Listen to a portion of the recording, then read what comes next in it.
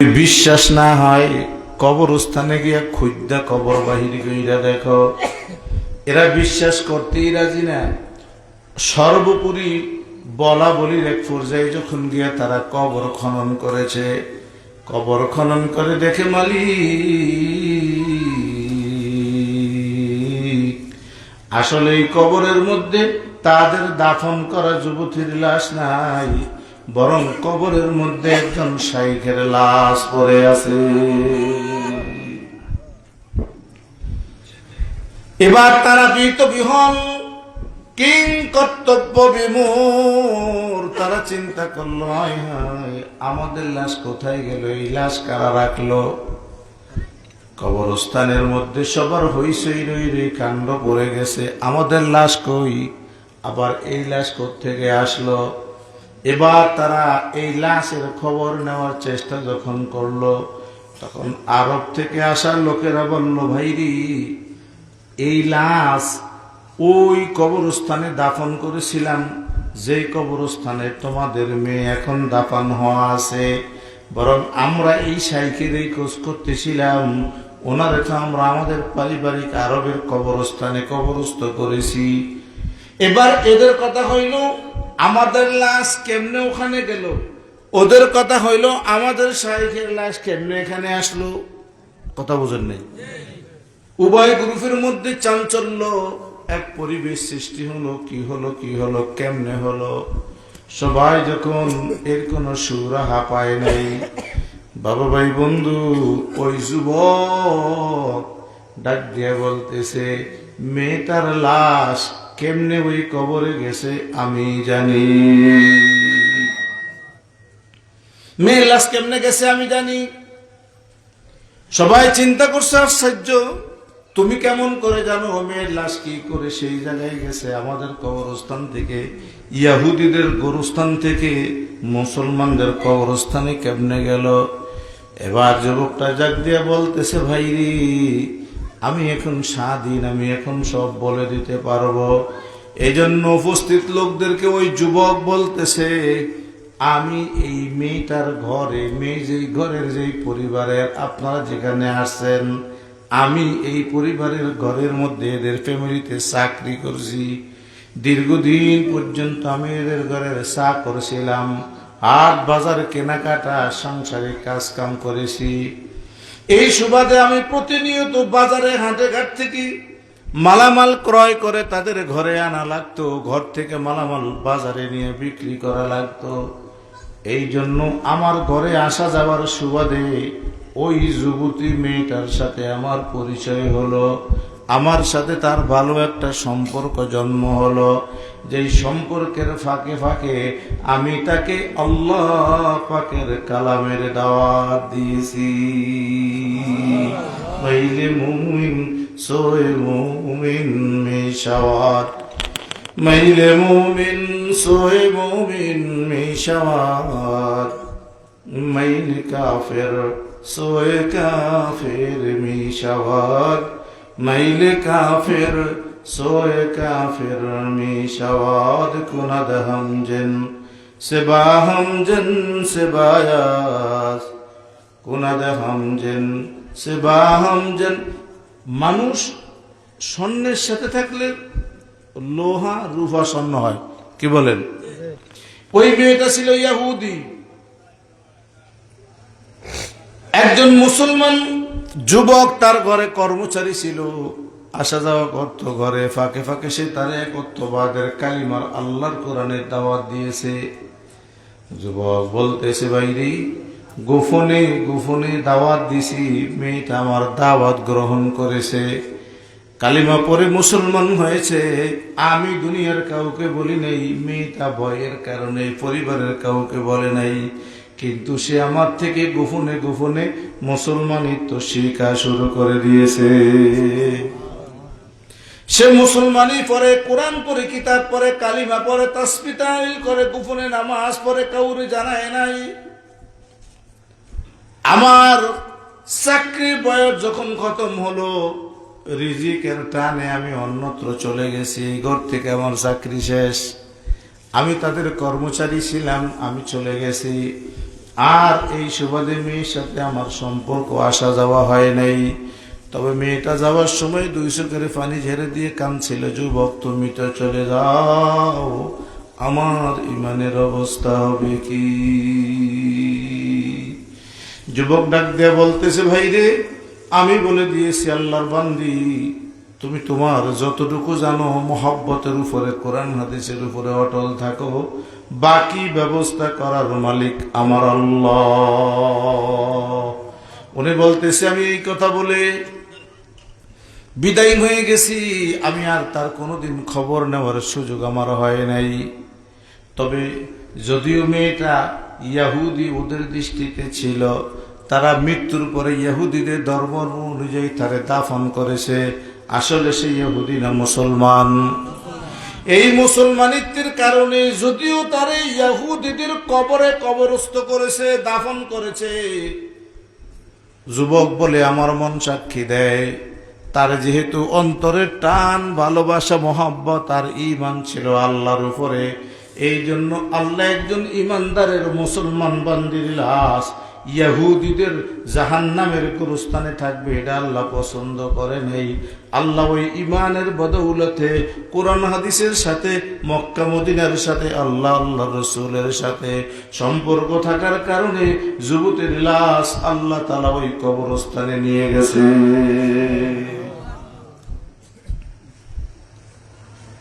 সবাই বুঝলো, তাই ঠিক আছে, গোপনে সে মুসলমান ছিল, যেই মুসলমানিত্বের কারণে ইহুদির কবরস্থান থেকে মুসলমানের গোরস্থানে তার লাশ চলে যেতেই পারে, আল্লাহর কুদরত।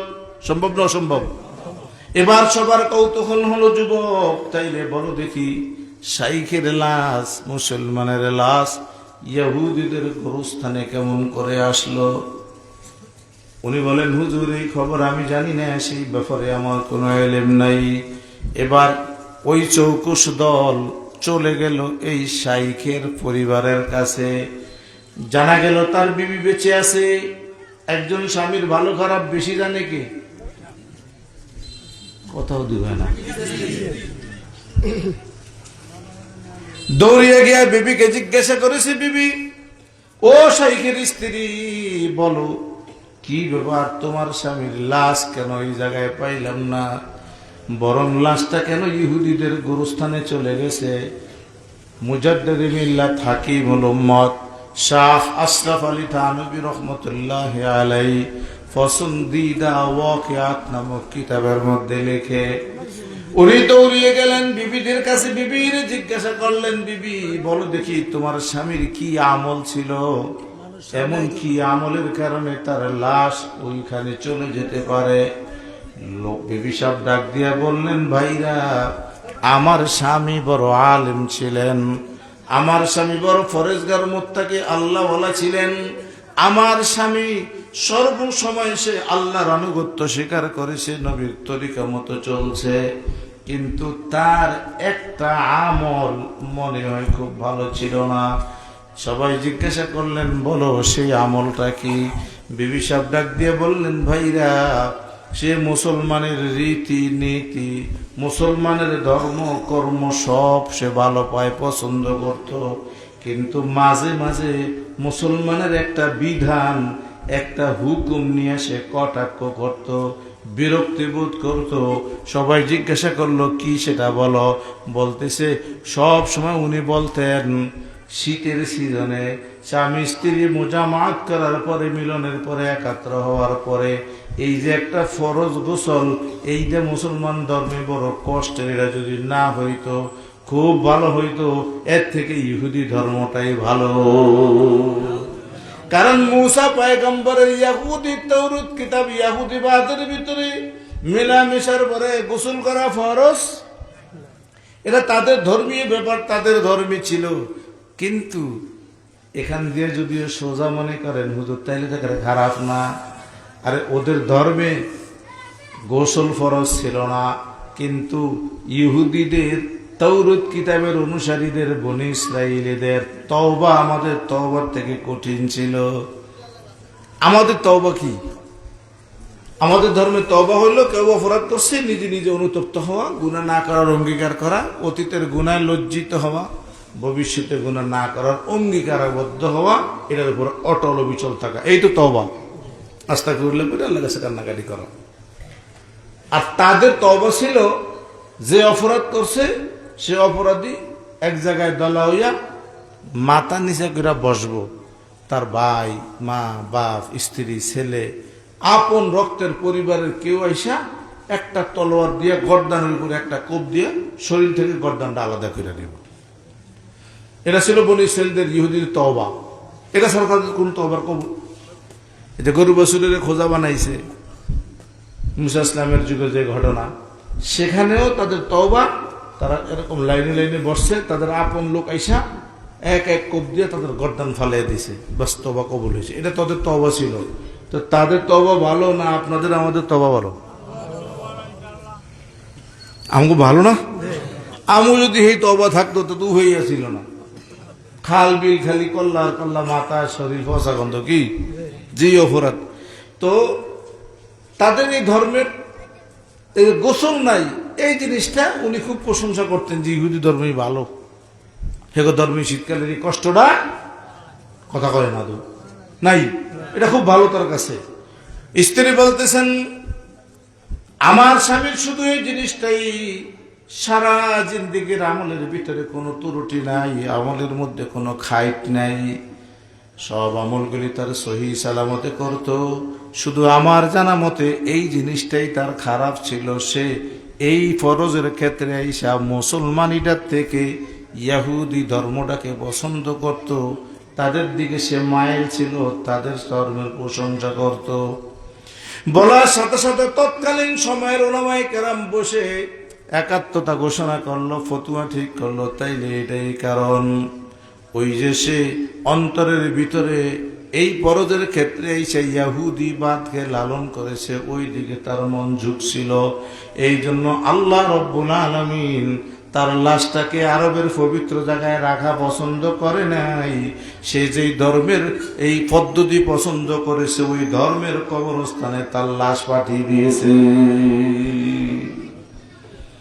আর ওই যুবতী মেয়ে যেহেতু ইসলাম শিখছে, কোরআন শিখছে, আল্লাহ তার রসুলকে, মক্কা মদিনাকে ভালোবেসেছে, এই জন্য যদিও তারা অজান্তে ইহুদিদের গোরস্থানে দাফন করেছে, আমার আল্লাহ যথাসময় তার কবর থেকে তার লাশ আল্লাহ তার মনের আশা অনুযায়ী ভালোবাসার জায়গায় পৌঁছিয়ে দিয়েছে। ঠিক না বেঠিক বলেন? এই জন্য ভাইরা বলতেছিলাম, আল্লাহ যাদের দিল কোরআনের দিকে, আল্লাহ যাদের দিন এই তাফসিরের দিকে, আল্লাহর ঘরের দিকে, মসজিদ মাদ্রাসা বক্তব্য আলেম ধর্মকর্ম ওয়াজ মাহফিল তাফসিরের দিকে ঢুকিয়ে দেয়, যদিও তারা হতে পারে গুনাহগার, যদিও তাদের কোনো পাপ আছে, আল্লাহর হক নষ্ট করেছে, আল্লাহ রাব্বুল আলামিন ওই যুবতী মেয়ে যেমন ইহুদির কবর থেকে মুসলমানের কবরে পৌঁছাইতে পারে, আল্লাহ ওই মোহব্বতের কারণে এই গুনাহগার মানুষগুলোকেও মাফ করে আল্লাহ পাক জান্নাতি বানিয়ে দিতে পারে। এই জন্য আল্লাহ তাআলা আমাদেরকে আসার বছর এই ময়দানে যে তৌফিক দিলেন, মনটাকে যে আমাদের এদিকে মায়াল করছেন, খুশি না বেজা? আলহামদুলিল্লাহ। বাবু ভাই বন্ধু, হাবিবে কিবরিয়া নবী পাক आकाए नंदर ताजदाने मदीना नूरे मुजस्सम सरकार दो आलम आखिरी पैगम्बर रक्ताक्त दात भांगी रওজা আক্কাসের সোয়ানবী, আমাদের কলিজার স্পন্দন এই মুহাম্মদে আরবির এক টুকরা হাদিস শরীফ পাঠ করেছি। আল্লাহ তৌফিক দিলেই হাদিসটার উপরে প্রাসঙ্গিক আলোচনা করব। নবী পাক বলেন, আন আবি হুরায়রা রাদিয়াল্লাহু তাআলা আনহু قال قال رسول الله صلى الله عليه وسلم سبعة يظلهم الله فيه يوم لا ظل إلا ظله الإمام العادل وشاب نشأ بعبادة الله رجل قلبه معلق بالمساجد رجلان تحابا في الله اجتمعا عليه وتفرقا عليه ورجل دعته امرأة ذات منصب فقال إني أخاف الله ورجل ذكر الله خاليا ففاضت عيناه ورجل يتصدق بيمينه حتى لا تعلم بشماله আল্লাহ রাসূল বলেন, আবু হুরায়রা থেকে হাদিস বর্ণিত, হযরত আবু হুরায়রা বলেন, সাবআতুন ইউযিল্লুহুমুল্লাহু ফীহি ইয়াউমা লা যিল্লা ইল্লা যিল্লুহ। কিয়ামতের ময়দানে আল্লাহ রাব্বুল আলামিন 7 ব্যক্তিকে তার আরশের নিচে জায়গা দিবেন। কয় ব্যক্তিকে? সাবআতুন, 7 প্রকারের মানুষ আল্লাহর আরশের নিচে জায়গা পাবে কিয়ামতের ময়দানে।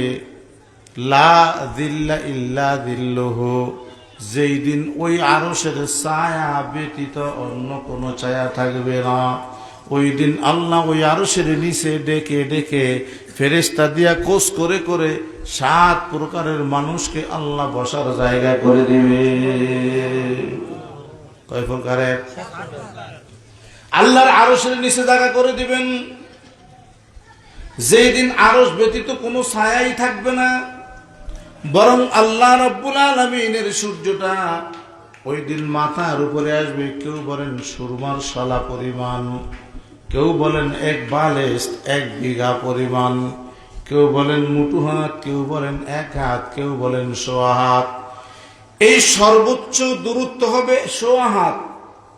1 থেকে 1.5 হাত উপরে মাথার তালুর উপরে যখন সূর্যটা আসবে, ইয়াউমা ইয়াফিরুল মারউ মিন আখিহি ওয়া উম্মিহি ওয়া আবি ওয়া সাহিবাতিহি ওয়া বানি লিকুল্লি ইমরিইম মিনহুম ইয়াউমা ইযিন শাআনুন ইউগনি। আল্লাহ রাব্বুল আলামিন বলেন, যখন সূর্যটা মানুষের মাথার উপরে আসবে, 1 নাম্বার সূর্য মাথার উপরে আসার সাথে সাথে উপর হয়ে যাবে। বর্তমান সূর্যের বুক উপরের দিকে, তখন সূর্যের বুক থাকবে নিচের দিকে। এখন সূর্য আমাদের মাথার উপর থেকে 9,30,00,000 মাইল উপরে, 9 কোটি মাইল আর 30 লক্ষ মাইল উপরে। এরপরে সূর্যের বুক উপরের দিকে, ফিট দিয়া আলো কম বের হয়, তাপ কম হয়, এই জন্য নিচের দিকে ফিট দেওয়া আছে, আমরা কম গরম পাই। এরপরেও যেন বেশি তাপ না হয় 3 কাজ করা হয়। 1 নাম্বার হলো ফ্যাটটার মধ্যে বরফ ঢালে, যেন ঠান্ডা থাকে, এর থেকে বেশি গরম না বের হয়। 2 নাম্বার হলো এক জায়গায় দাঁড়িয়ে দাঁড়িয়ে যেন তাপ দিতে না পারে, মানুষের কষ্ট হবে, এই জন্য এটাকে 70,000 ফেরেশতা শিকল লাগে টানতে থাকে। এই বাচ্চারা, 2 নম্বর হলো সূর্য এক জায়গায় দাঁড়িয়ে যেন তাপ দিতে না পারে, এই জন্য 70,000 ফেরেশতা শিকল লাগে টানতে থাকে। কারণ এক জায়গায় তাপ দিলে সব জ্বলে ছাই ছাই হয়ে যাবে। এই গাছের পাতা সবুজ থাকবে না, নারিকেলের রং সবুজ থাকবে না, ধানের সবুজ রং হবে না, দুফলা ঘাস, মূলা, তরু তাজা শাক সবজি পুড়ে যাবে। এই জন্য এক জায়গায় তাপ না দেয়, রশি লাগে একটা এনে নিয়ে যায়। তাপ যেন গরম না হয় এই জন্য বরফ ডালা হয়, তাপ যেন বেশি না লাগে এই জন্য সূর্যের ফিট দেওয়া হয়। এরপরে কাছে থাকলে তাপ বেশি লাগবে, আপনাদের আমাদের কষ্ট হবে।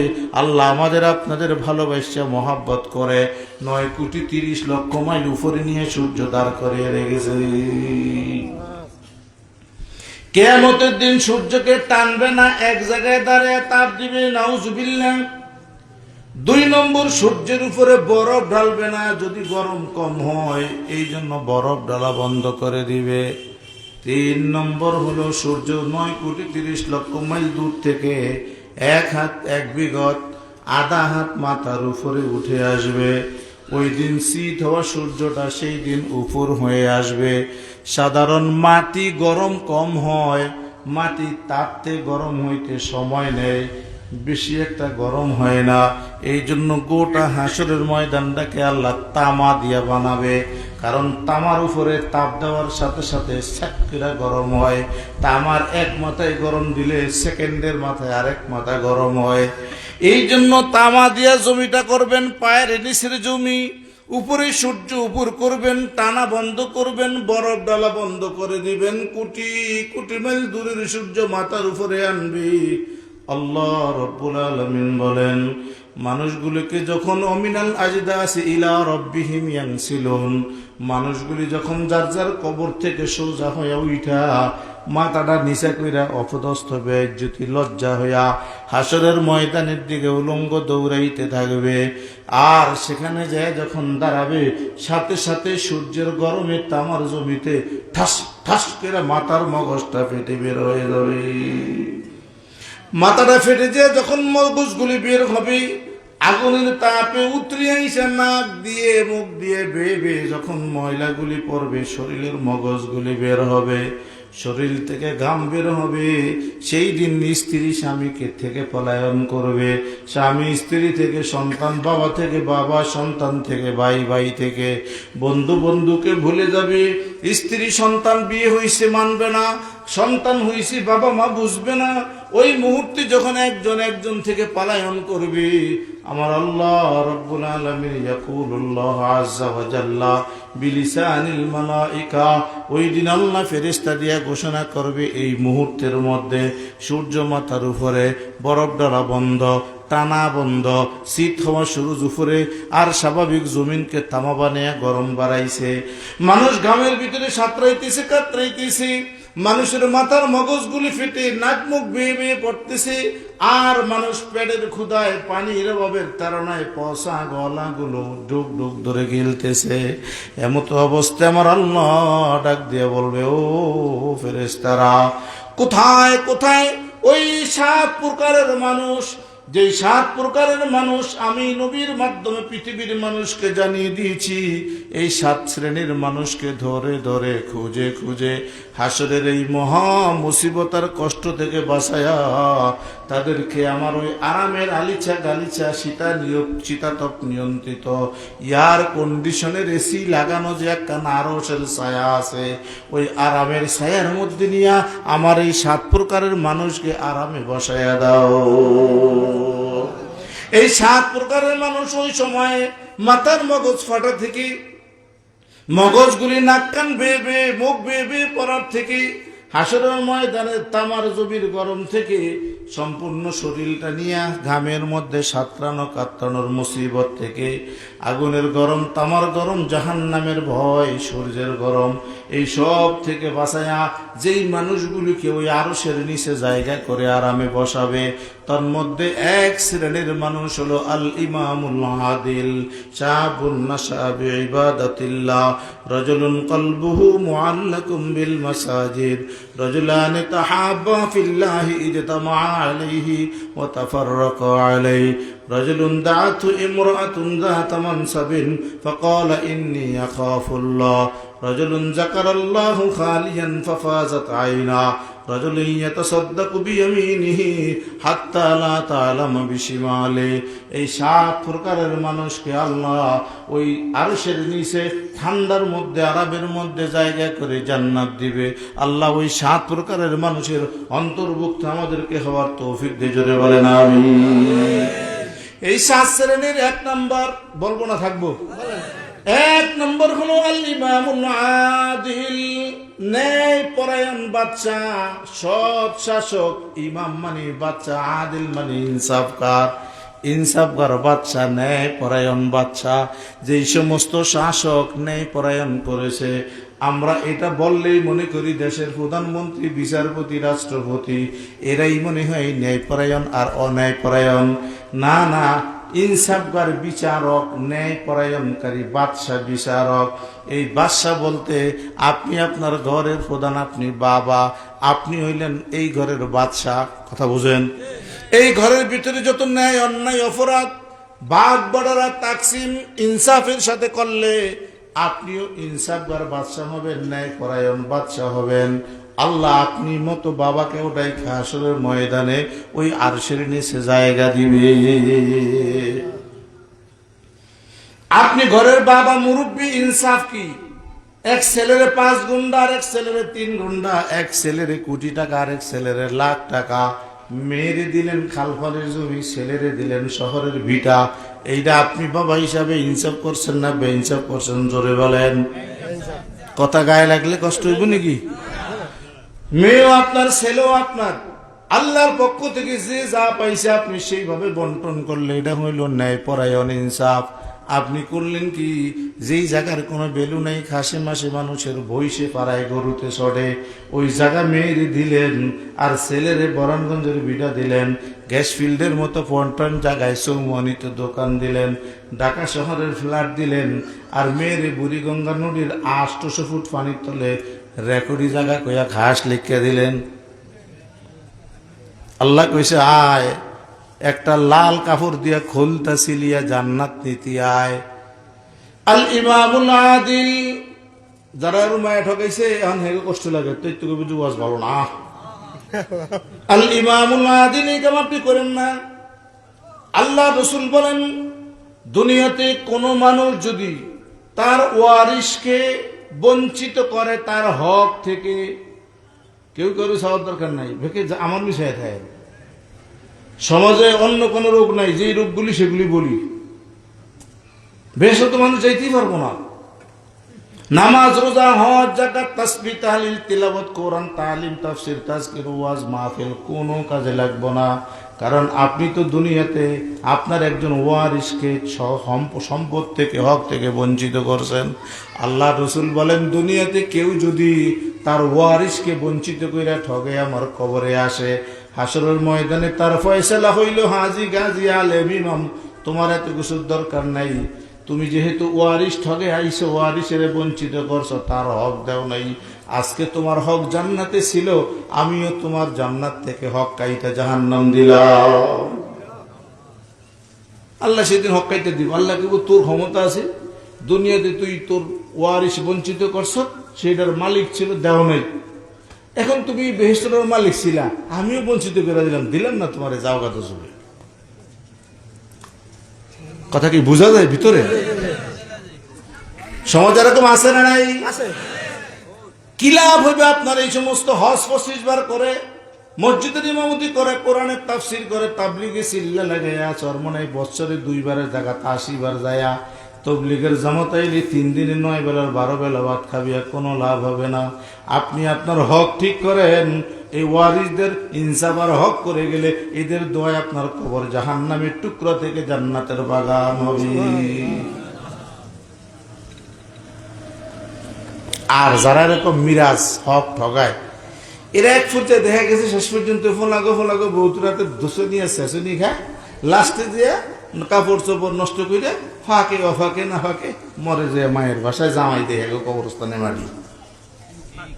কথা কয় না তো? লাস্টে কবরস্থান মায়ের বাড়ি, নিজের বাড়ি, ফোলার বাড়ি পাওয়া যায় না তো, কবরস্থান জামাই বাড়ি। চাষে ফুসে মুসে সব মেয়েরা যা খাইতে চায় কম বেশি খাওয়ায় নাতিরা, আর ছেলে ঘরের নাতি যা করে টিকে গেছে, এরা কিছু হুয়ারি আমনে কে, মানে আগে দলিল দিয়ে লাইছে। আল্লাহ রসুল বলেন, যারা দুনিয়াতে হক ঠকাইয়া মিরাজ ঠকাইয়া গেছে, তাদের ফয়সালা আমি তাদেরকে জাহান্নাম থেকে বঞ্চিত করে দেব, জান্নাত থেকে, নাউজুবিল্লাহ, জান্নাত থেকে বঞ্চিত করে জাহান্নাম দিয়ে দেব।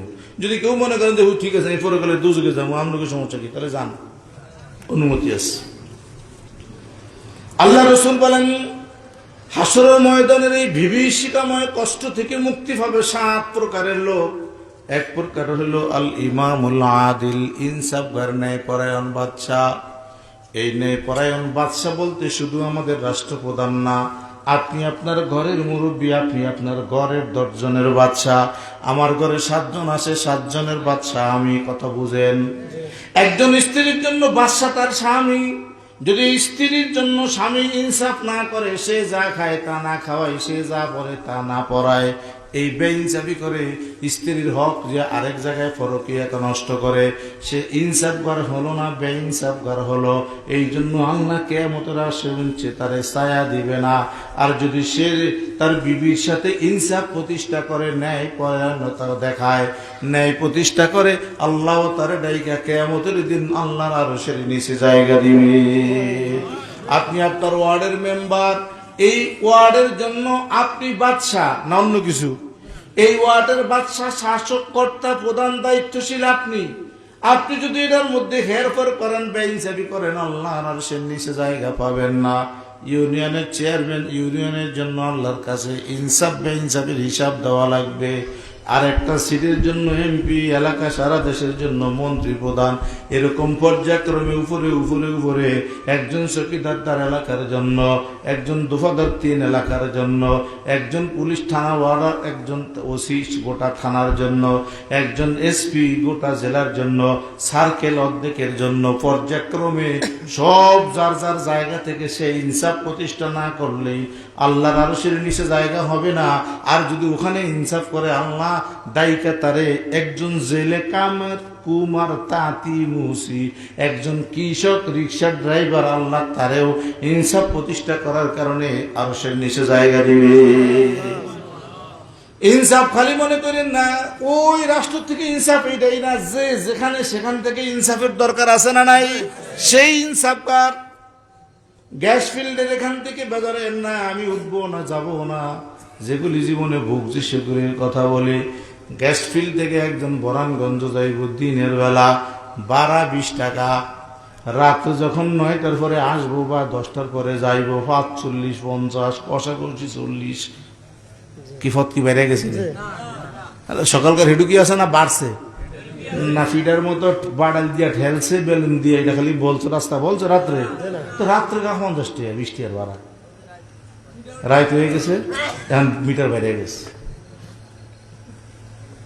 এই যে বেইনসাফি থেকে এলাম, কয়া উঠলে 40 টাকা, না কয়া উঠলে 80 টাকা দেয় না, 10 টাকা 70 টাকা বেইনসাফি। আল্লাহ কয় আয় তোর লাগে আর তামা জমিন গরম করে রাখছি, ওটার নিচে তোর কপালে দেখবো না, তোর চোখে নসিব হবে না, কথা বল না তো। এটাও ইনসাফ। আপনি 50 টাকার ভাড়া 50 টাকা দিয়ে ভোলা যাবেন, গাড়ি তুইটা পকেটে টাকা আছে, কষাকষি আগের গাড়ি 40 টাকা নিচে, তুই নিবি না। ইনসাফ না বেইনসাফি? এটার জন্য আপনি ধরা খাইবেন, ও বেটায় বেশি নিলে ধরা খাবে। ইনসাফ, ইনসাফের মতো করা লাগবে। আল্লাহ কয় আল ইমামুল আদিল, ন্যায় পরায়ণ বাদশা। যদি কারোর ভিতরে ইনসাফ থাকে, ন্যায় সত্যবাদিতা থাকে, সে আর সে নিচে জায়গা পাবে। বাইরা এই সমস্ত হাদিসগুলির কারণেই হযরত ওমর ইবনুল খাত্তাব রাদিয়াল্লাহু তাআলা আনহু রাতের আধারে খালি জামা গায়ে ঘুইরা ঘুইরা ইনসাফ হয় কি হয় না এই খবর নেওয়ার জন্য আরশের ভয়ে, হাসরের ভয়ে রাতের আধারে ঘুরে ঘুরে বেড়াইছে। শুধু ওমরের কথা কা, হযরত দাউদ আলাইহিস সালাম যখন সারা দেশের রাজ্যের বাদশা এবং নবী, রাত্রে জামা খুলে সাধারণ গেঞ্জি গায়ে দিয়া, গায়ে একটা গামছা লাগায়া, সাদা একটা কাপড় পইরা তিনি ঘুরতেন। গভীর রাত রাস্তায় যখন মানুষের সাথে দাউদ নবীর দেখা হতো, জিজ্ঞাসা করতেন, ভাই বাড়ি কোন জায়গায়, কেমন আছেন? আমি তো একজন অপরিচিত লোক, রওনা করছি, আপনার সাথে সাক্ষাৎ হয়েছে, একটা কথা বলি, আপনি কেউ বলবেন না। লোকটা আগ্রহ করে শুনতো, ভাই কি আপনি বলেন, কি বলবেন? উনি বলতেন, এই এলাকার বাদশার নাম কি, শাসকের নাম কি? কয় কেন দাউদ? দাউদ আমাদের নবীও, দাউদ আমাদের বাদশাও। জিজ্ঞাকে উনি জিজ্ঞাসা করেন, ভাই লোকটা কেমন? হ্যাঁ লোকটা খুব ভালো, ইনসাফ করে, অভাবীদের অভাব দূরকরণ করে, ক্ষুধার্তদের ক্ষুধা দেয়, যাদের বাসস্থান নাই বাসস্থান দেয়, চিকিৎসার দরকার চিকিৎসা দেয়, লোকটা খুব ভালো। তবে যখন তবে কইছে, দাউদ আলাইহিস সালাম কয়, ভাই তবেটা কি কও দেখি, আমার ভিতরেও একটা আছে, তোমারটার সাথে মিলে কিনা। দাউদ আলাইহিস সালামের ওই লোকটা ভয়ে ভয়ে চতুর্দিকে তাকায় রাতের আধারে কয়, ভাই কে তুমি? দাউদের কইও না, কইলে আমার অবস্থা খারাপ বানাবে। কার কাছেই কয়? দাউদ নবী খুব ভালো, বাদশাহীটাও খুব ভালো, তবে বেশি একটা অভাব অনটন লোকটা নাই, কিন্তু রাষ্ট্রীয় কোষাগার থেকে, সরকারি ভান্ডার থেকে সে মাসে মাসে বেতন নেয়। না নিলে কি হয়? না নিলে ভালো হইতো। কথা বুঝে? দাউদ আলাইহিস সালাম চিন্তা করছেন, হ্যাঁ আমার তো অবস্থা ভালো চলে, আমি তো রত আছে, হাত আছে, কাজ করে খাইতে, তাহলে আমি সরকারি টাকা নেই কা, ঠিক আছে। পরের দিন আল্লাহর কাছে দোয়া করছে, আল্লাহ আমার একটা কাজের ব্যবস্থা করে দাও। তুমি যদি কৃষি কাজ করাও করাও, তুমি পরের কাজ করাও করাও, তুমি যদি রাস্তায় ভ্যান ঠেলাও ঠেলাও, হাতে করব, রতে কইরা ফেটে খাবো, তুমি একটা কাজের ব্যবস্থা করে দাও। আগামী মাস থেকে আমি আর সরকারি বেতন গ্রহণ করব না। আল ইমামুল আদিল, সৎ ন্যায় পরায়ণ শাসক। আল্লাহ কয় আলান্না লাহুল হাদিদ, আমি আমার দাউদের কইয়া দিলাম, যা তোর হাতটারে আমি আগুন বানিয়ে দিছি। বড় বড় মোটা মোটা লোহার ফাঁদ যখন ধরবা, ফাঁদ মোমের মতো, কামিরের মতো, কাদা মাটির মতো নরম হয়ে যাবে। কামার বানিয়ে দিলাম, তুই কামার। দাউদ আলাইহিস সালাম কামার ছিল, তোরে কামার বানিয়ে দিলাম। দাউদ লৌহ বর্ম তৈরি করতেন, বড় বড় লোহার ফাঁদ, বিশাল মোটা মোটা লোহার খাম্বা ধরতেন, হাত লাগানোর সাথে সাথে নরম হয়ে যেত। মাথার যুদ্ধের জন্য টোপ বানাইতেন, গায়ের জামা বানাইতেন, হাতের অস্ত্র বানাতেন, কাঁসিদা, খন্তা কুড়াল, বডি, যত কিছু কর্তন করার যন্ত্রপাতি, খন্তা শাবল বানাইতেন। এগুলি বানিয়ে বানিয়ে দাউদ বিক্রি করে সংসার চালাইতেন। ওই দিন থেকে আর সরকারি টাকা গ্রহণ করেন। আল ইমামুল আদিল, ন্যায় পরায়ণ বাদশা। হাজার ওয়াকে আছে, সময় কই। আল্লাহ রসুল বলেন, এরকম প্রত্যেকটা স্ত্রী যদি স্বামীর উপরে ইনসাফ করে, ইনসাফ স্বামী যদি নারীর উপরে করে, সন্তান ভাইদের উপরে করে, বাবা সন্তানদের উপরে করে, ছোট ভাই বড় ভাইরে, বড় ভাই ছোট ভাইরে যদি ইনসাফ করে, আল্লাহ পাকের আরশের নিচে সেও জায়গা পাবে। কথা বলেন। 2 নম্বর, দীর্ঘ বলার সময় নেই, আল্লাহ রসুল বলেন, ও শাবুন নাশা বিইবাদাতিল্লাহ, 2 নম্বরে যেই মানুষগুলি হাসরের ময়দানের ওই মুসিবতের থেকে ওইটা আল্লাহর আরশের নিচে জায়গা পাবে, ওই মানুষগুলো হলো শাবুন নাশা বিইবাদাতিল্লাহ। এরা ওই শ্রেণীর যুবক, যেই যুবকেরা এখন ইচ্ছা করলে 1 ঘন্টার জায়গায় 2 ঘন্টা উযু রাখতে পারে। একজন বুড়া মানুষ, ডায়াবেটিসের রোগী, বৃদ্ধ মানুষ, কিতাবের মধ্যে আছে, যখন ইমাম ইমামতি করে, মুসল্লিদের দিকে তাকায় আসে ইমামতি করা লাগে। আমার মুসল্লিগণ কোন ক্লাসের, কত সময় আগে আসছে, হাড়ের রোগী, প্রেসারের, ডায়াবেটিসের রোগী আছে কিনা, দীর্ঘ সময় কেরাত লম্বা করলে ফজরে মুসল্লিদের কষ্ট, ঘুমে পড়বে কিনা, ফোরসাপ কইরা দিবে কিনা, মুসল্লিরা ডায়াবেটিসের রোগী আছে কিনা, এগুলি জাইন্না শূন্য দেখা জ্ঞান খাড়ে ইমামতি করা লাগে। কথা কন। এই জন্য আল্লাহ রসুল বলেন, 2 নম্বর হলো শাবুন নাশা বিইবাদাতিল্লাহ। 2 নম্বর হইল যুবকেরা, যেই সমস্ত যুবক, যেই সমস্ত যুবতী, নাশা বিইবাদাতিল্লাহ, যারা যৌবনকালে বসে গেছে আল্লাহ পাকের ইবাদতে, ইবাদত খানায়। আমাদের একটা রোগ হইল, হুজুর বৃদ্ধ হয়ে লই, বুড়া হই, দাড়ি পাকুক, চামড়া ঢিলা হোক, কালো কমুক, দাঁত ফরুক, তারপরে মসজিদে বইছে সামনের কাতারে খালি ইমাম লইয়া ধাক্কা ধাক্কি করতে যাও, কোনো কাম কাজ নেই। ফলাফল বিদেশ থেকে টাকা ফাটা, বুইরা গ্যাস ফেললে চৌমনি বুয়া টিভির দিকে হা করে থাকে, দাঁত বাইয়া, গাও বাইয়া, ফানে চিপটি পরে পরে, আর বুয়া বুয়াকে হ নসরুম কার ভিসে দেশে হুজুর আছে বিরাটি বিদেশে নাই, নিজের কোনো খবর নাই, খালি হুইসলিয়া হুইসলিয়া হুইসলিয়া হুইসলিয়া, নিজেদের চালু নিয়ে বলিস, খবরই নেই। আল্লাহ রসুল বলেন, শাবুন নাশা বিইবাদাতিল্লাহ, যারা যৌবনকালে আল্লাহর দাসত্ব, গোলামি, ইবাদত করে, ওই মানুষগুলিকেও আল্লাহ ডাক দিয়ে বলবে, তুই না যৌবনকালে আল্লাহর ইবাদত করছো, তাইলে তোমাকে হাসরের ময়দানের কষ্ট পাওয়া লাগবে না, আল্লাহ তাকেও ফেরেশতা দিয়ে ধইরা আরশের নিচে জায়গা করে দিবে। যৌবনকালের ইবাদত আল্লাহর কাছে বেশি পছন্দনীয়। তাফসীরের মধ্যে হাদিসের উদ্ধৃতি দিয়ে নবী পাক বলেন, কোন মানুষ যদি যৌবনকাল থেকে শুরু করে শাইখে ফানি বৃদ্ধ বয়সের আগ পর্যন্ত উনি বৃদ্ধ হয়ে গেছে, 70 অতিক্রম করলে মানুষ বৃদ্ধের ভিতরে পৌঁছে যায়, এর আগ পর্যন্ত যদি সে যৌবনকালে আল্লাহর ইবাদত করে থাকে, এই বয়সের পরে গিয়া যদি সে ইবাদতে ত্রুটি করে, ইচ্ছাই করে না অনিচ্ছায় হয়ে যায়, কারণ সে উজু করছে, চামড়াগুলি এমন ভাবে শুকিয়ে আছে, উজু ঠিকই করছে, ভিজে নাই, পায়ের চিপায় চাপায় পায়ের গোড়ালি মুইরা ফাঁকা, পানি বসে নাই, এরকম বুড়াকালে হয়নি শীতকালে। আল্লাহ রসুল বলেন, সে যেহেতু যৌবনকালে ইবাদত করছে, বৃদ্ধ বয়সে যদি তার অজান্তে অনিচ্ছা সত্ত্বে এমন কিছু ত্রুটি হয়েও যায়, ইবাদত কবুল না হয়, ইবাদতে ভঙ্গ হয়, সওয়াব কম হয়। যৌবনকালে ইবাদত করছে এই কারণে, এই চাকরি করার বিনিময়ে আল্লাহ মৃত্যু পর্যন্ত তার ভুল ইবাদত গুলিকে শুদ্ধ কইরা ফেরেশতা দিয়ে আল্লাহ সংশোধন করে কবুল করে নেয়। তাফসীরের মধ্যে উদাহরণ দিয়েছে মুফাসসিরিনে কেরাম। পৃথিবীর নিয়ম হলো, কোন লোক সরকারি চাকরি করে যৌবনকালে, পড়াশোনার শেষ, চাকরি নিল, 30-35 বছর চাকরি করে, চাকরি শেষ, এককালীন কিছু টাকা দিল, বিনা চাকরিতে মরণ পর্যন্ত মাসে মাসে অর্ধেক বেতন পাইনি। যে কি কহিলা রে, ওই টেনশন গেছে পেনশনের কারণে। তোমার বুড়াকালে কোনো টেনশন নাই, তোমার কি আছে? পেনশন আছে। আরে পেনশনটার কারণ যৌবনকালে সে চাকরি করছে। কি যে আল্লাহ রসুল বলেন, কোন যুবক যদি নাশা বিইবাদাতিল্লাহ, কোন যুবক যদি যৌবনকালে আল্লাহর দাসত্ব গোলামিয়ার ইবাদত চাকরি করে, বৃদ্ধ বয়সে তার চাকরি ছাড়াই আল্লাহ তার টেনশন দূর করার জন্য পেনশনের ব্যবস্থা করেছে। বৃদ্ধ বয়সে তার ইবাদত ভুল হইলেও আল্লাহ কবুল করে নিবে।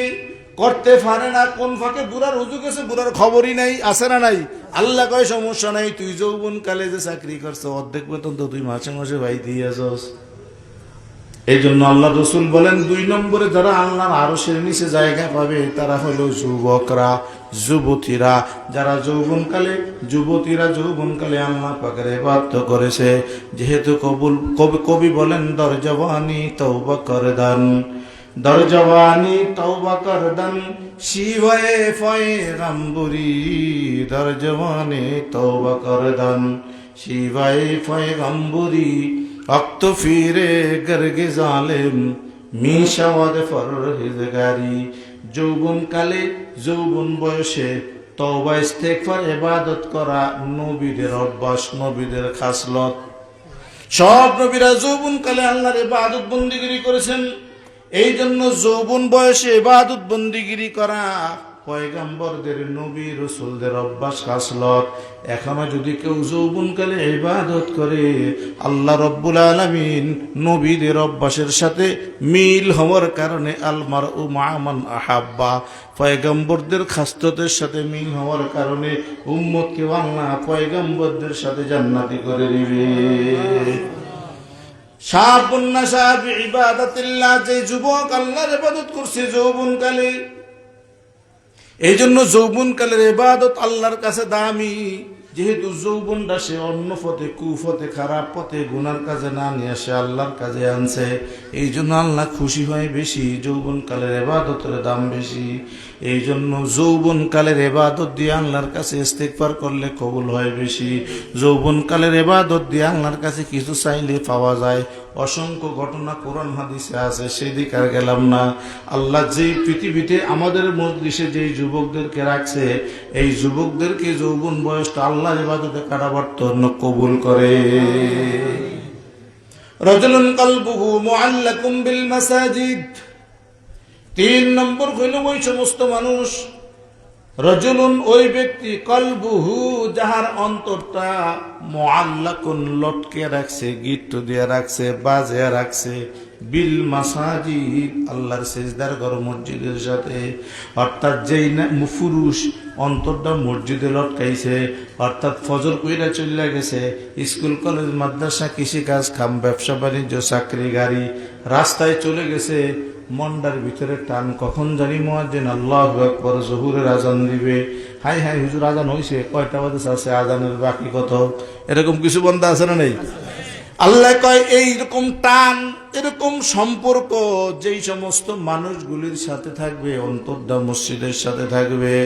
আল্লাহ মুআল্লাকুম বিল মাসাজিদ, মসজিদের সাথে লটকানো এই মানুষগুলোকেও আল্লাহ তাআলা কিয়ামতের দিন ডাক দিয়ে কইব, ওই হাসরের ময়দানে মাথা ফাটা লাগবে না, সূর্যের তাপে বসা লাগবে না, ওই ঘামের ভিতরে সাঁতরানো লাগবে না, জাহান্নামের আযাব আর গজবের ভিতরে যাওয়া লাগবে না। কারণ ওর অন্তরটা কত সময় যখন কাজ করেছে, বাড়ি ঘরে গেছে, ব্যবসা বাণিজ্যে গেছে, এসার কইরা খাইয়া শুনাইছে, জহুর কইরা খাইয়া একটু কাইলুলাতে ঘুম গেছে, অন্তরটা কিন্তু আল্লাহু আকবারের সাথে লাগানো ছিল। এই জন্য আমিও আমার এই বান্দাগুলিরও মাফ কইরা আমার আরশের নিচে জায়গা দিলাম। রাজুলুন কলবুহু মুআল্লাকুম বিল মসজিদ, যার অন্তর মসজিদের সাথে লাগিয়ে থাকে, ওই মানুষকে আল্লাহ পাক কিয়ামতের জান্নাতে দেওয়ার জন্য আরশের নিচে জায়গা করে দিবে। আল্লাহ আমাদের অন্তরগুলিকে আল্লাহর ঘরের সাথে লাগিয়ে রাখার তৌফিক দেন, আমিন। রাজুলুন কলবুহু মুআল্লাকুম বিল মাসাজিদ। 4 নম্বর হলো রাজুলানে তাহাব্বা ফিল্লাহ ইজতামা আলাইহি ওয়া তাফাররাকা আলাইহি। 4 নম্বর হইল দুনিয়ার ওই সমস্ত পুরুষ, ওই সমস্ত বান্দারা যারা একে অপরকে মহাব্বত করে, ভালোবাসে আল্লাহর সন্তুষ্টির জন্য। কিসের জন্য? দুনিয়ার কিছু পাওয়ার জন্য না, লাভে না। নেতার মহাব্বত, ভালোবাসা, নিজের পদমর্যাদা, পোস্ট পজিশন, কোন নাম কাম মারহাবা সুখ্যাতির জন্য না। একমাত্র একজন অপরজনকে ভালোবাসে, মহাব্বত করে, একে অপরের সালাম দেয়, কালাম দেয় আল্লাহর সন্তুষ্টির জন্য। ইজতামা আলাইহি ওয়া তাফাররাকা আলাইহি। আর কোন দিনের মজলিসে একাত্র হয় আল্লাহর সন্তুষ্টির জন্য, ওয়া তাফাররাকা আলাইহি, আবার বাড়ি ঘরে চলে যায়, সম্পর্ক ভাঙ্গা ফলায়, মজলিস ভাঙ্গা ফলায় আল্লাহর জন্য। আল্লাহ কয় এই মানুষগুলিকেও আল্লাহ হাসরের ময়দানে আরশের নিচে জান্নাতে নেওয়ার আগে জায়গা করে দিবে। ইজতামা আলাইহি ওয়া তাফাররাকা আলাইহি, যেই মানুষগুলি একজন অপরজনকে মহাব্বত করে, কার উদ্দেশ্যে? একাত্র হয় আল্লাহর জন্য, পৃথক হয় আল্লাহর জন্য, ওই মানুষগুলোকে আল্লাহ হাসরের ময়দানে আরশের নিচে জায়গা করে দিবে। বাবা ভাই বন্ধু, এরকম বহু থেকে বহু ঘটনা রয়েছে। এই মানুষগুলির মধ্যে আজকে আপনারা এখানে একাত্র হয়েছেন আল্লাহর কোরআন শোনার জন্য, আল্লাহকে সন্তুষ্ট করার জন্য। যখন কোরআনের আলোচনা শেষ হয়ে দেওয়া হবে, আবার বাড়ি ঘরে চলে যাবেন আল্লাহকে সন্তুষ্টের উদ্দেশ্যে। আল্লাহ বলেন এই মানুষগুলিকেও আল্লাহ কিয়ামতের ময়দানে ওই আরশের নিচে জায়গা করে দিবে।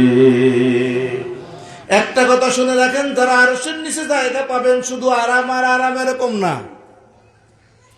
শুধু আরাম পাবেন, আরাম পাবেন, এয়ার কন্ডিশনের মধ্যে থাকবেন তাই না, ওখানে তাদের মেহমানদারি আছে। মেহমানদারিটা পরে বলি। আল্লাহ রসুল বলেন, রজুলুন দাআতহু ইমরাআতুন যাতা মানসাবিন ফাকালা ইন্নী আখাফুল্লাহ। 5 নাম্বার হলো ওই সমস্ত মানুষ, দাআতহু ইমরাআতুন যাতা মানসাবিন ওয়া যু মালিন ফাকালা ইন্নী আখাফুল্লাহ। 5 নম্বর ওই সমস্ত মানুষ, যেই মানুষগুলিকে, যেই যুবককে, যেই বৃদ্ধকে, দাআতহু ইমরাআতুন যাতা মানসাবিন, সুখ্যাতি, সুনামী, ভালো বংশবলী, সুন্দরী, রূপসী, গুণবতী, একজন লাবণ্যময়ী চেহারার মালিক, একজন সুন্দরী মহিলা আপনাকে জিনার জন্য, অপকর্মের জন্য, নাফরমানির জন্য আপনাকে আহ্বান করছে, ডাকছে। আপনার সুযোগ ছিল আপনি তার সাথে জিনা ব্যভিচার করতে পারতেন, আপনি তার সাথে অসৎ আচরণ করতে পারতেন। আপনারা যখন ডাকছে, সুন্দরী বংশবলী মেয়েটা নাফরমানি করার জন্য যুবকে ডাকছে, তখন সে বলছে ইন্নী আখাফুল্লাহ, না না আমিও ব্যভিচার করব না, জিনা করব না, আখাফুল্লাহ, আমি আমার আল্লাহকে ভয় করি। কারে ভয় করে? অর্থাৎ কেউ কাউরে জিনা ব্যভিচার নাফরমানি গুনার জন্য ডাকছে, সে বলছে ইন্নী আখাফুল্লাহ, আমি আমার আল্লাহরে ভয় করি, আমি গুনাহ করব না। কিয়ামতের দিনে এই চেহারা আমার আল্লাহরে দেখানো লাগবে কি লাগবে না? ইত্তাকিল মাহারিম তাকুন আবাদাল লিন্নাস। আল্লাহর নবী বলেন গুনার থেকে বাঁচা থাকো। যদি গুনার থেকে বেঁচে থাকো, মানুষের থেকে দূরে থাকলেই গুনার থেকে বাঁচা থাকবা। আর যত গুনার থেকে বেঁচে থাকবা, আল্লাহ পাকের তত কাছে চলে যাবে। এই জন্য আল্লাহ রসুল বলেন ওই মানুষগুলি আল্লাহর আরশের নিচে জায়গা পাবে, মেহমান হবে যেই মানুষগুলিরে দুনিয়াতে কেউ ডাকছে গুনাহ, জিনা, ব্যভিচার, নাফরমানি, তার জৈবিক চাহিদার যৌন উত্তেজনা নিবারণের জন্য। সে বলছে ইন্নী আখাফুল্লাহ, আমি আমার আল্লাহরে ভয় করি, আমি ব্যভিচার নাফরমানি করব না। এই মানুষগুলোকেও আল্লাহ কিয়ামতের ময়দানে ওই আরশের নিচে জায়গা করে দিবে। বাবা ভাই বন্ধু, নবী পাকের একজন সাহাবীকে ইহুদিরা ধরে নিয়ে গেল, খ্রিস্টানেরা ধরে নিয়ে গেল। রসুলের সাহাবীকে ধরে নিয়ে আটকে রাখছে, একটা ঘরের মধ্যে বন্দি করেছে। 40 রাত 40 দিনের জন্য একজন যুবক সাহাবীকে আটকে রাখছে। আল্লাহর ভয়, ওই যে কইছে ইন্নী আখাফুল্লাহ, আল্লাহর ভয় যদি কেউ করে আল্লাহ তারে জান্নাত দিবে। ভালো করে শুনেন, একজন টকটকা যুবক, টকবকা যুবক 40 দিনের জন্য একটা ঘরের মধ্যে আটকিয়ে রাখছে। আর ওই ঘরটার মধ্যে একজন যুবতীকে ঢুকিয়ে দিছে। যুবতীকে বলেছে, সে যুবক, তুমি যুবতী, তারে দিয়ে এই ঘরটার মধ্যে জিনা গুনাহ করাবা। খাদ্য খাবার, কাপড় চোপড়, ভরণ পোষণ আমরা দিব। যেই কইরা হোক যুবকটারে দিয়া তুমি নাফরমানি, জিনা গুনাহ করায়া, জাহান্নামী বানায়া আমাদের কাছে দিলে তোমার অনেক উপটকন পুরস্কার আছে। মেয়েটা 40 দিনের জন্য ঘরটার মধ্যে দিছে। আগে ওই মুসলমান ইমানদার যুবকটাকে ঢুকিয়ে রাখছে ইমান থেকে দূরে সরানোর জন্য, গুনাহ করানোর জন্য, জাহান্নামী করাবার জন্য। আরশের নিচে যেন সে জায়গা না পায়, জান্নাতে যেতে না পারে, এই জন্য যুবকটাকে ধইরা ওই ঘরটার মধ্যে আটকায়া যুবতী সুন্দরী দিকে একজনকে ঢুকিয়া দিছে। 40 দিন ভিতর দিয়া খাবার ঢুকাইতেছে, দরজা খুলে নেই। 40 দিনের জন্য যুবককে বের করে নাই। 40 দিন পরে দরজা খুলছে, যুবতী বের হয়ে আস, জিজ্ঞেস করতেছে, মা কি পরিমাণ গুনাহ, কি পরিমাণ জিনা, কি পরিমাণ নেশা, কি পরিমাণ হারাম করাইছো, একটু বর্ণনা দাও। মেয়েটা দাঁড়িয়ে বলতেছে, আপন বাবাকে, বাবা 40 দিন পর্যন্ত এই ঘরের মধ্যে রসুলের সাহাবীরে নিয়েছিলাম। খোদার কসম 40 দিনের মধ্যে এক জাররা বালি পরিমাণ গুনাহ করাইতে পারি নাই। ইন্নী আখাফুল্লাহ।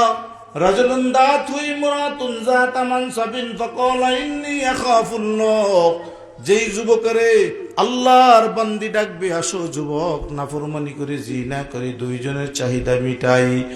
আর ওই সময় যদি যুবক বলে ইন্নী আখাফুল্লাহ, আমি আমার আল্লাহরে ভয় করি, আল্লাহ কয় ওই যুবকটারও আমার ফেরেশতা দিয়ে আমি ধইরা আরশের নিচে জায়গা কইরা আমি তার মেহমানদারি করে জান্নাত দিয়ে দিব। যখন রাসূলের সাহাবীর কথা জিজ্ঞাসা করলেন, কি পরিমাণ জিনা, কি পরিমাণ গুনাহ, কি পরিমাণ নেশা, বন্দি ডাক দিয়া কয়, বাবা 40 রাত 40 দিন যুবকের নিয়ে একটা রুমের মধ্যে ছিলাম, এক রাত্র দিন সেকেন্ডের জন্য একটা গুনাহ করাইতে পারি নাই।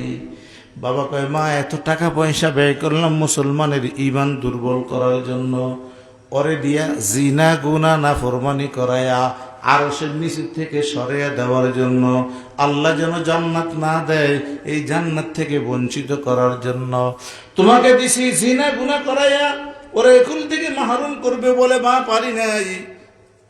যখন বলতেছে, মা কেন পারো নাই, বলছে যখন তার কাছে কোনো গুনার প্রস্তাব দিতাম, যখন তার কাছে জিনার কথা বলতাম, সে বলতো ইয়া জারিয়াতাল্লাহ, ও ও আল্লাহর বান্দি, ইন্নী আখাফুল্লাহ, আমি আমার আল্লাহকে ভয় করি।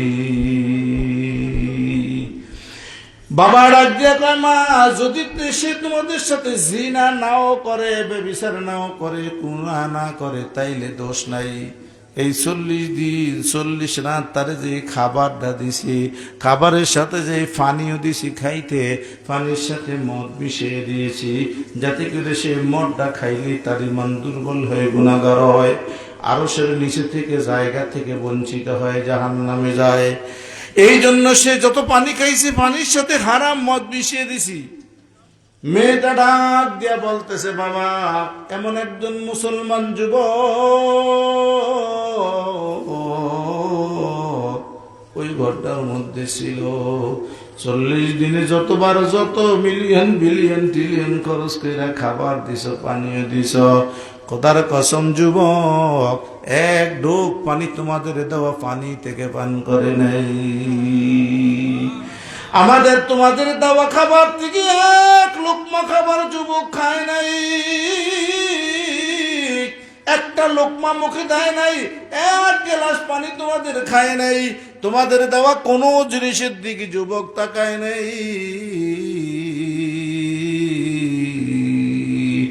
যখন যুবক এই খানাগুলি ঠেলে দিত, খানাতে আমাদের দিকে ফিরিয়ে দিত, একটু পরে দেখতাম যুবকের নামাজের মুসল্লায় নামাজ পড়তেছে, সালাম ফিরিয়ে দেখতাম যুবকের নামাজের মুসল্লার কিনারায় আসমানি 1000 রকমের জান্নাতি খাবার হাজির। আমরা জিজ্ঞাসা করতাম, যুবক এগুলি তো আমাদের দেওয়া খাবার না, আমরা যেই খাবার দিছি এই খাবার তো তুমি ফিরিয়ে দিছো, এগুলি কিসের খাবার? যুবক দুইটা চক্ষুকে বন্ধ করে কোটার ভিতরে পানি জমিয়ে বলতেন, আল্লাহর বান্দি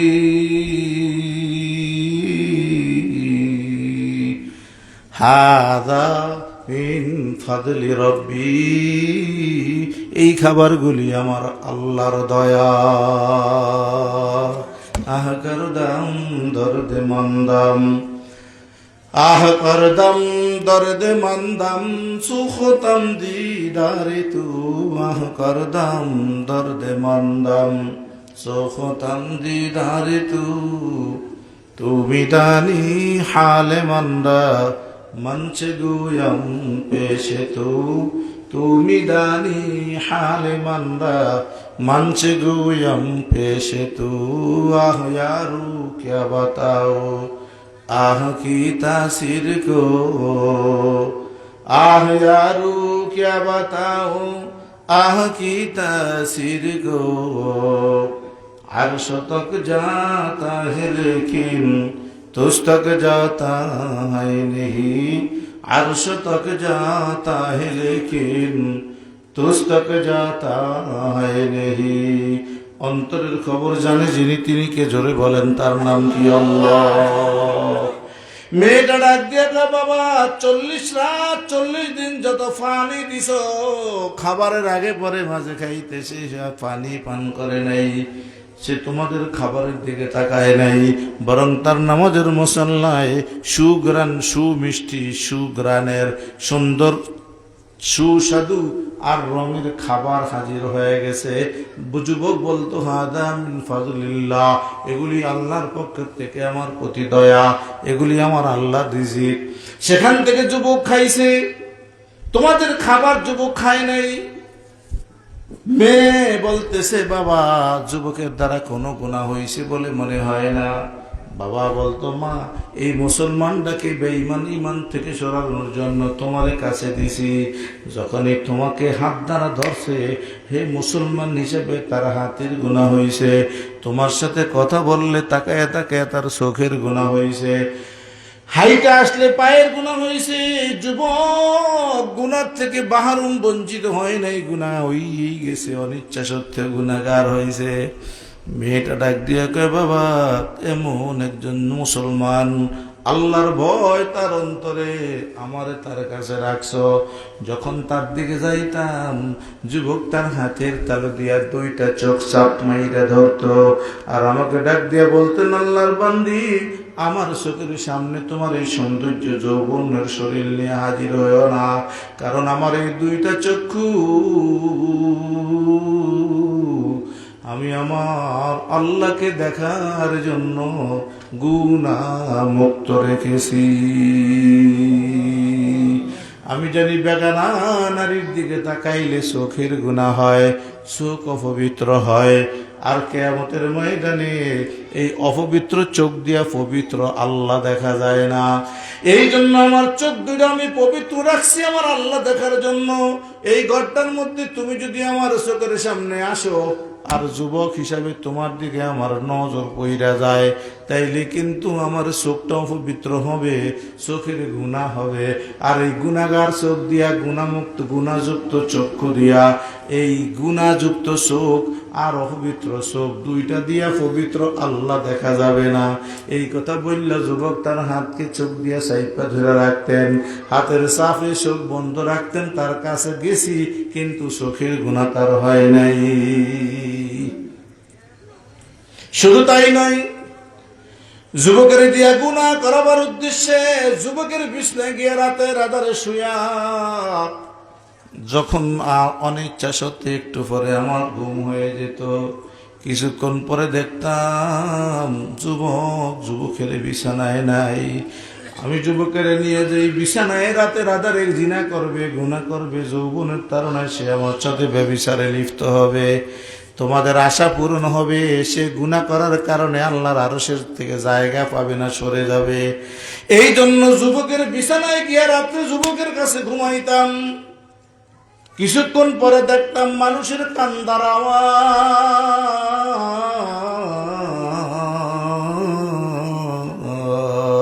নশৈকি কা তমন্নায়ে নফিরি কা মুঝে খাহেশ, नशैखी का तमन्ना है नफीरी का मुझे ख्वाहिश, गुलाम अपना बना हमको खुदाया देखा हमको, तेरे राह किस तरफ है तेरे राह पर चला हमको खुदाया, तेरे राह पर चला हमको खुदाया देखा हमको, तेरे राह किस तरफ है तेरे राह पर उठा ले आए खुदाया, तेरे राह पर उठा ले आए खुदाया। न अमेरिका न लंदन से उल्फत, हमें मस्ते मदीना कर खुदाया, हमें मस्ते मदीना कर खुदाया। न अमेरिका न लंदन से उल्फत, हमें अशा मदीना कर खुदाया, हमें अशा मदीना कर खुदाया। इलाही नफ्स शैतान ने सिताया, इलाही नफ्स शैतान ने सिखाया, न जाना था क्या रास्ता बताया, न जाना था क्या रास्ता बताया। जिनकी महलों में हजारों रंगों की फानूस थी, जिनकी महलों में हजारों रंगों की फानूस थी, जान उनकी कब्र पे है नामो निशा बाकी नहीं, जान उनकी कब्र पे है नामो निशा बाकी नहीं। ওই মেয়েটা ডাক দিয়ে কয়, বাবা এমন একজন যুবকের কাছে আমারে রাখলা যার অন্তরটার ভিতরে ইন্নী আখাফুল্লাহ, আল্লাহর ভয় দ্বারা পরিপূর্ণ ভরা। এমন একটা জায়গার মধ্যে যে গুনার বালি ঢুকাবো, সরিষা ঢুকাবো, ওই জায়গা যুবকের অন্তরের মধ্যে খালি নাই। এই জন্য যখন রাতে রাতারে যুবকের বিছনায় গিয়ে ঘুমাইতাম, যৌবনের তাড়নায় ঘুমের মুখে চোখে অজান্তে যুবক জিনা করবে, গায়ে হাত দিবে, শরীরে টাচ করবে, গুনাহ হবে। আব্বা সজাগ অবস্থায় যুবকের দিকে ফিরেও তাকায় নাই। যখন অজান্তে ঘুমিয়ে গেছি, একটু পরে দেখি কান্নার আওয়াজ। যুবক আমাদের বিছানার থেকে উঠিয়া একখান নামাজের মুসল্লা ফালায়া যুবক নিজের বিছানা আমার বিছানা সারিয়া আল্লাহর আদালতে বিছানায় চলে গেছে। নামাজ পইরা পইরা যুবক কান্দে, আল্লাহ তোমারে যদি কেউ ভয় কইরা কবরে যায়, সুযোগ থাকা সত্ত্বে জিনা গুনাহ না করে, তুমি তো ওয়াদা করছো আরশের নিচে তারে জায়গা করে দিবা। আল্লাহ আমি কিন্তু তোমারে ভয় করি, আমি এই গুনাহগুলির থেকে বাঁচার চেষ্টা করি, আমার এই গুনাহ থেকে বাঁচাইয়া আরশের নিচে জায়গা করে দিও।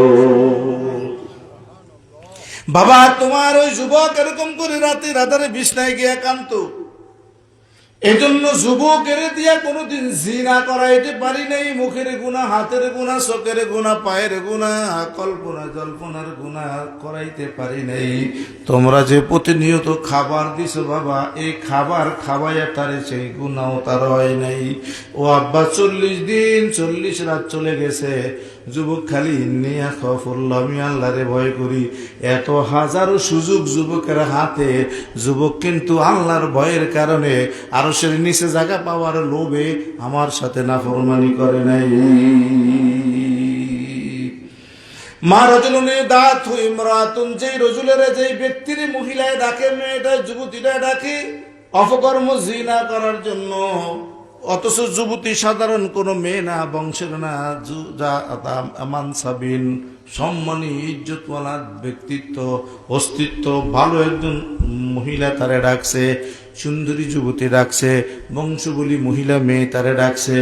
ক্বালা ইন্নী আখাফুল্লাহ, যারা ডাকছে সে তার সাথে জিনা করার সুযোগ ছিল, সে বলছে আমি আমার আল্লাহরে ভয় করি, সে করে নাই। আল্লাহ কয় এইরকম যুবকটারাও আমি আমার আরশের নিচে জায়গা করায়া, মেহমানদারি করায়া, হিসাব ছাড়া তারে জান্নাত দিয়ে দিব। বাবা ভাই বন্ধু, এই যুবক যখন গুনাহ না করার কথা বাবাই শুনছে, দরজায় দাঁড়ায়া অস্থির হয়ে গেছে। মা কি কও, তাইলে তুমি কিছু করো নাই, এতটা দিনের মধ্যে কি করছ? মেয়ে কয় আব্বা একেবারে যে করি নাই এমনও না, কিছু একটা করছি। কি করছি? বাবা চোখ বড়, মা ক কি করছো? তো একটা দুইটা গুনাহ হইলো, কও বলো। মেয়েটা চিৎকার দিয়ে বাবার গলা জড়িয়ে ধরে কয় আব্বা যা করছি এটা শুনলে হয়তো বা তুমি আমার দুনিয়াতে রাখবা না, কিন্তু যেহেতু করে ফেলেছি তোমার না কইয়াও কোনো উপায় নাই, নিস্তার নাই, বলাই লাগবে। আব্বা কয় মা তুই আমার একমাত্র সুন্দরী রূপসী কলিজার টুকরা মেয়ে, বল তুই কি করছ? মেয়েটা ডাক দিয়া বলতেছে বাবা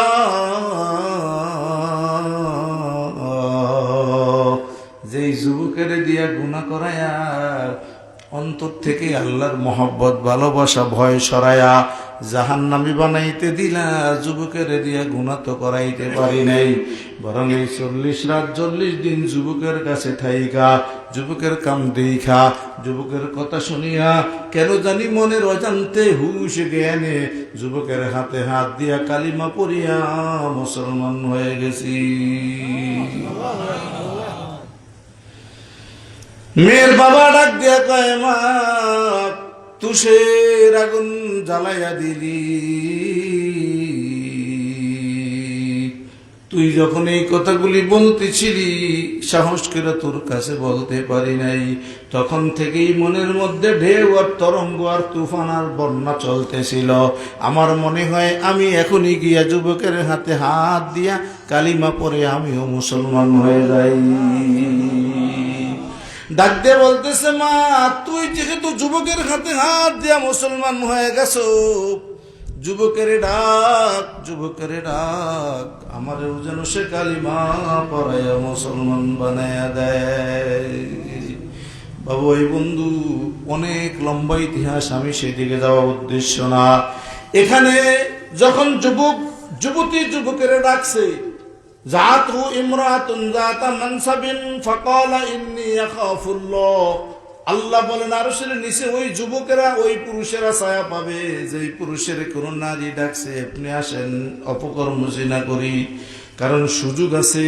ওই যুবক বলছে ইন্নী আখাফুল্লাহ, আমি আমার আল্লাহরে ভয় করি, সম্ভব না। এরকম ভাবে ভাইরা হাদিসে পাকের মধ্যে আসছে পরিস্থিতিদের যুবকদের, 3 জন যুবকের যে রাস্তা বন্ধ হয়ে গেছে, পাথর আইসা মুখ ঢেকে ফেলেছে, তারা গর্তের মধ্যে আশ্রয় নিছে, একটু পরে বের হবে দেখে বিরাট বড় পাথর আইসা মুখ ঢাইকা দিছে। তারা তিনজন যুবক ছিল, তিনজন তিনটা দোয়া করেছিল। আমার ওই ঘটনা বলা মাকসাদ না, তোর মধ্যে একজন যুবক দোয়া করছে, আল্লাহ আমার একজন চাচাতো বোন ছিল, বড় সুন্দরী, বহু প্রস্তাব দিছি তাকে ব্যভিচারের জন্য, প্রেম করার জন্য, শারীরিক সম্পর্কের জন্য। সে কখনো অহমিকার কারণে এরা ধনী ছিল, আমার সাথে প্রেম করতে রাজি হয় নাই। কিন্তু যখন এক পর্যায়ে চাচা মারা গেল আর ওই ফ্যামিলিটা দুর্বল হয়ে গেল, অভাব অনটন দেখা দিল, খাবার দাবারের বড় সংকটে পড়ে গেল, তখন একদিন রাতের আধারে অন্ধকার গুটগুটের মধ্যে আমার ওই চাচাতো বোন যার প্রেমে আমি ব্যর্থ হয়েছি, সে আমাকে ডাইকা বাগানে নিয়ে বলছে, বাইরে বহু প্রস্তাব দিছে, অপকর্ম করতে, করি নেই, রাজি হই নেই, এখন বড় অভাব, সংসার চলে না, ঘরে অসুখের লোকের অভাব নাই, আসো দুইজন অপকর্ম করি, বিনিময়ে আমারে কিছু দাও, আমি সংসারটা একটু চালাই। এই অবস্থায় আমি সুযোগ পেয়ে যখন আমার চাচাতো বোনের সাথে ওই বনি ইসরায়েলি লোকটা গর্তের মধ্যে আল্লাহর কয়, আল্লাহ যখন অপকর্ম করার জন্য তার শরীরের উপরে উঠে বসে গেলাম, এমতো অবস্থায় অন্ধকার রাত, পৃথিবীর কেউ দেখে না, মেয়েটা সেদে সেদে আমারে প্রস্তাব দিছে, আমার দীর্ঘদিনের আশা সফল হতে চলছে, এমতো অবস্থায় মনে হইছে তোমার নবী না একখান হাদিস কইছে যে কোনো ব্যক্তি যদি আল্লাহরে ভয় কইরা পাপ থেকে বাঁচতে পারে, তার ঠিকানা জান্নাত হবে, আরশের নিচে জায়গা হবে। আল্লাহ আমি অপকর্ম থেকে উঠে গেলাম, কিয়ামতে যেন আমি তোমার আরশের নিচে একটু জায়গা পাই। ওই যুবক আল্লাহর কাছে কইছে, আল্লাহ ওই দিন আমার ওই আমলটা একমাত্র তোমার জন্য আমি করেছিলাম, ওই আমলটা রুশিলাই তুমি আমারে মাফ করে দাও, এই পাথরটা সরে আমাদেরকে বের হওয়ার ব্যবস্থা করে দাও। ওই দিন পাথরের তিনের এক অংশ তার দোয়ায় সইরা গেছে, বের হয়েছে। ঠিক আল্লাহ রসুল বলেন, রাজুলুন দাআতহু ইমরাতুন যাতা মানসাবিন ফাকালা ইন্নী আখাফুল্লাহ। যেই মানুষগুলি মানুষের, নারীরা পুরুষেরা ডাকবে নাফরমানির জন্য, সে আল্লাহর ভয়ের কারণে নাফরমানি করবে না, আল্লাহ কিয়ামতের ময়দানে তাকে আরশের নিচে জায়গা দিবে, নিজে এসে মেহমানদারি করবে, হিসাব ছাড়া আল্লাহ তাদেরকে জান্নাত দিবে। বাবা ভাই বন্ধু, হাদিসের ভিতরে আল্লাহ রাসূল বলেন, ওয়ারাজুলুন ইয়াতাসাদ্দাকু বিয়ামিনিহি ওয়ারাজুলুন যাকারাল্লাহু খালিয়ান ফাফাজাত আইনা। 6 নম্বর মানুষ হলো ওই সমস্ত মানুষ, যাকারাল্লাহু খালিয়ান ফাফাজাত আইনা, যে রাতের আধারে ঘরের কোণার ভিতরে বৈশা, সন্তান বিবি বাল বাচ্চা ঘুমায়, মসজিদের লোকেরা ঘুমায়, পরিবেশের, পরিবারের, সমাজের, এলাকার সবাই ঘুমায়, পাশে বিছনার মধ্যে বিবি ঘুমায়, ওই লোকটা উশিয়া মসজিদ নামাজের মুসল্লারা ফালায়া 2 রাকাত নামাজ পড়িয়া বাবা না পড়িয়া আল্লাহর কাছে ডাকতে থাকে, আল্লাহর কাছে কাঁদতে থাকে, গুনগুন গুনগুন করে আল্লাহর জিকির করে চোখের পানি ফালায়। এই যে মানুষটা তাহাজ্জুদ গুজার, আল্লাহর জিকির করে চোখের পানি ফালায়, এই লোকটা যাকারাল্লাহু খালিয়ান, খালি অবস্থায়, একদম ময়দান শূন্য, পৃথিবীর কেউ জানে না, কেউ দেখে না, কারে জানানোর জন্য নয়, কাউকে দেখানোর জন্য নয়, একমাত্র আল্লাহর সন্তুষ্টির জন্য ইবাদত করে। আল্লাহ রাব্বুল আলামিন বলেন, ফাফাজাত আইনা, নবী এরপরে আপনার উম্মতের চোখ দ্বারা খালি ফাফাজাত আইনা, চোখ থেকে খালি টপ টপ টপ টপ করে গুনার কথা স্মরণ কইরা, জাহান্নামের ভয়ে, বেহেশত পাওয়ার আশায় আল্লাহরে দেখাইয়া দেখাইয়া চোখের পানি ফালায়। আল্লাহ রসুল বলেন, এই 6 নম্বর মানুষগুলিকেও ফেরেশতা নির্বাচন করে, চিহ্নিত করে আল্লাহর আরশের নিচে জায়গা দিবে। ওয়ারাজুলুন যাকারাল্লাহু খালিয়ান ফাফাজাত আইনা, जन्नत दो जख से या रब क्या करो, जन्नत दो जख से या रब क्या करो, आरज़ू है मैं तुझसे देखा करो, आरज़ू है मैं तुझसे देखा करो, हो रो गिल्मा जितनी नेमत है तू, हो रो गिल्मा जितनी नेमत है तू, सबसे बेहतर नेमते दीदार तू, सबसे बेहतर नेमते दीदार तू। আপনি আমি ইবাদত করি জান্নাত পাওয়ার জন্য, জাহান্নাম থেকে মুক্তির জন্য, কি ঠিক না বেঠিক? আমরা হইলাম ওয়ানের ছাত্র, মাত্র মক্তবে ভর্তি হয়েছি মুসলমান হিসাবে। এই জন্য আমরা আমাদের ইবাদতের যারা জান্নাত চাই, ইবাদতের যারা জাহান্নাম থেকে মুক্তি চাই। কিন্তু যারা বড় মুসলমান, উপরের ক্লাসের আল্লাহর খাস ওলি বান্দা, তারা ইবাদতের দ্বারা আল্লাহর কাছে জাহান্নামও চায় নাই, জান্নাতও চায় নাই, তারা হুরও চায় নাই, গিলমানও চায় নাই, জান্নাতের নাজ নিয়ামতও চায় নাই। তারা বলছে সবসে বেহতর নিয়ামতে দিদারে তু, তারা কইছে আল্লাহ সব থেকে উত্তম হইল তোমার সাক্ষাৎ, তোমার দিদার। কথা কি বুঝেন নাকি? অর্থাৎ আমরা ইবাদত করে আল্লাহ জাহান্নাম থেকে মুক্তি দেন, জান্নাতে ঢুকিয়ে দেন, বেহেশত দেন, নাজ নিয়ামত দেন, বলি না? কিন্তু যারা অনেক সিনিয়র তাহাজ্জুদ গুজার আল্লাহর বান্দা, তারা কইতো জান্নাত দো জফসে রবে কিয়া করো। তারা কয় আল্লাহ, নামাজ ছিল মুনাজাত দিয়ে রাখে আল্লাহ জান্নাত দো জফসে রব কিয়া করো।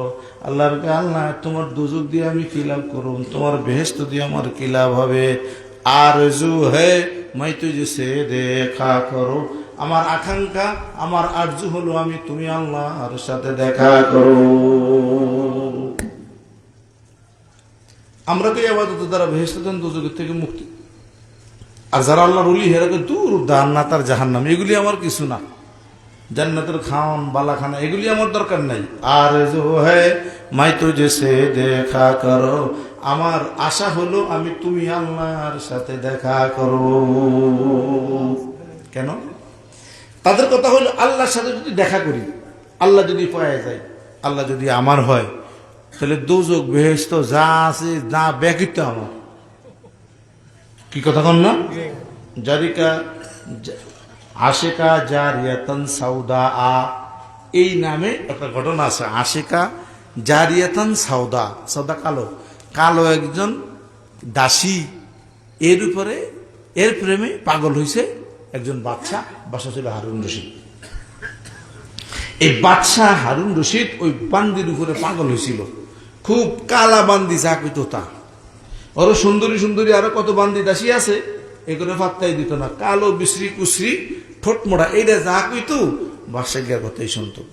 বাকি বান্দিরা সবাই বাদশার সাথে সমালোচনা শুরু করলো, বাদশা কি পাগল, এগুলো বুড়া কালে নাকি এখন তাবিজ ফরা, চিনি ফরা, নুন ফরা, দুধের লগে দিল। বাদশা যা কয়েকদিন ফ্যাটটাও ব্যথা করে, গেরো ভালো জানে না কি খাওয়াইছে, বুঝেন না নয়। এখন সব বান্দিরা যখন সমালোচনা করতেছে, এই খবর বাদশা হারুন রশিদের কানে গেছে।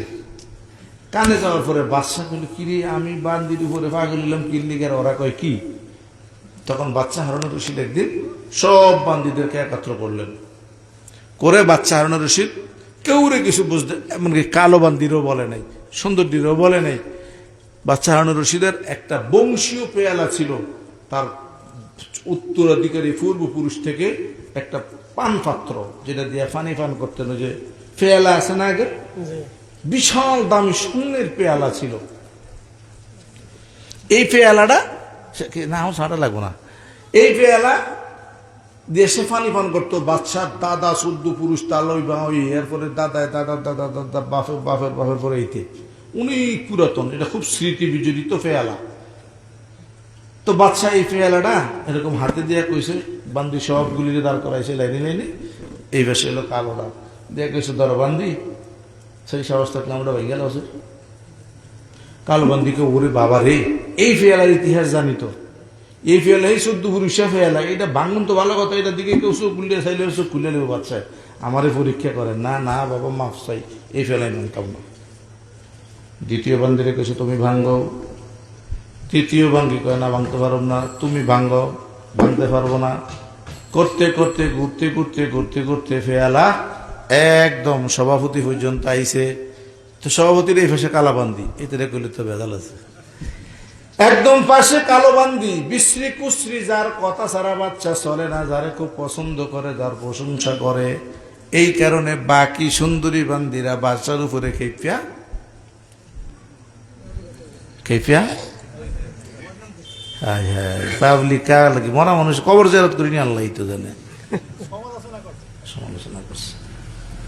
এই জন্য কালো বান্দিরে পেয়ালাটা দিয়া বলতেছে, তুমি ভাঙ্গ। কালো বান্দিরে দিতে দেরি কইতে দেরি, কাসারাত একদম উপরের থেকে নিচে ফালাইয়া টুকরা টুকরা টুকরা করে ফলাইছে, ভাঙ্গা খান খান করে লাইছে। বাকি সব বান্দিরা জিব্বা বাইর করে কামড় দিয়ে রাখছে। করছে কি কালো বান্দি, আজ যা মজা পাইবা, বাসা কইলি কি ভাঙতো এমন তো আমি ফেলা কি করছে। তখন সব দিকে দেখছেন, এই যে কই দুই কথা তো শুনছেন, মন খারাপ করতারেন। আগ করলে দেখছেন তো, আগ করলে বিচার আগ করলি করলোটা কি বান্দি। তো বাদশা জিজ্ঞাসা করে, তোমরা যে ভাঙলা না? কারণ আমরা আগ করলে আছে, জ্ঞান আছে, বংশ আছে, আমরা কোরআনী মোল্লার গোষ্ঠী, আমরা কিটা ভাঙ্গি? আপনি কইলি কি হয় এটা? তো আমকো তুমি কই। তো কালাডারে জিজ্ঞাসা করে, তো এত কথার করে তুমি বাংলা খা, তোমার কি তোর জ্ঞান বুদ্ধির দরকার আছিল না, যে এত বড়টা দামি পেয়ালা? কালোবন্দি উত্তর দেয়, বাচ্চা হারুন, যখন এই পেয়ালা ভাঙ্গার জন্য আমাকে হুকুম করেছেন, সাথে সাথে চিন্তা করেছি এর মধ্যে বাচ্চার দুইটা জিনিস। একটা হলো বাচ্চার পেয়ালা, পান পাত্র, এটা অনেক দামি স্বর্ণের, অনেক স্মৃতি বিজড়িত, পূর্বপুরুষদের ইতিহাস স্মৃতি এর সাথে জড়িত আছে। এর মধ্যে ঠোঁট লাগে, মুখ লাগে, সব বাচ্চার পূর্বপুরুষরা পানি পান করছে। বাচ্চা নিজেও এর মধ্যে রানীকে নিয়ে পানি পান করে, এটা বড় দামি গ্লাস। আমি বুঝছি, এরপরে হিসাব করে দেখছি আরেকটা হইল বাচ্চার হুকুম, এটাও দামি। বাচ্চা যে ভাঙ্গার জন্য আমাকে হুকুম করছে, এটাও দামি, বাচ্চার হুকুম। আর একটা দেখলাম গ্লাসটা ভাঙতে কইছে, এটাও দামি, এটা হইল স্বর্ণের। আমি দুই দামের মধ্যে হিসাব ক্যাশ মিলাইয়া দেখলাম এই পাত্রের দামের থেকে বাচ্চার হুকুমের দাম বেশি,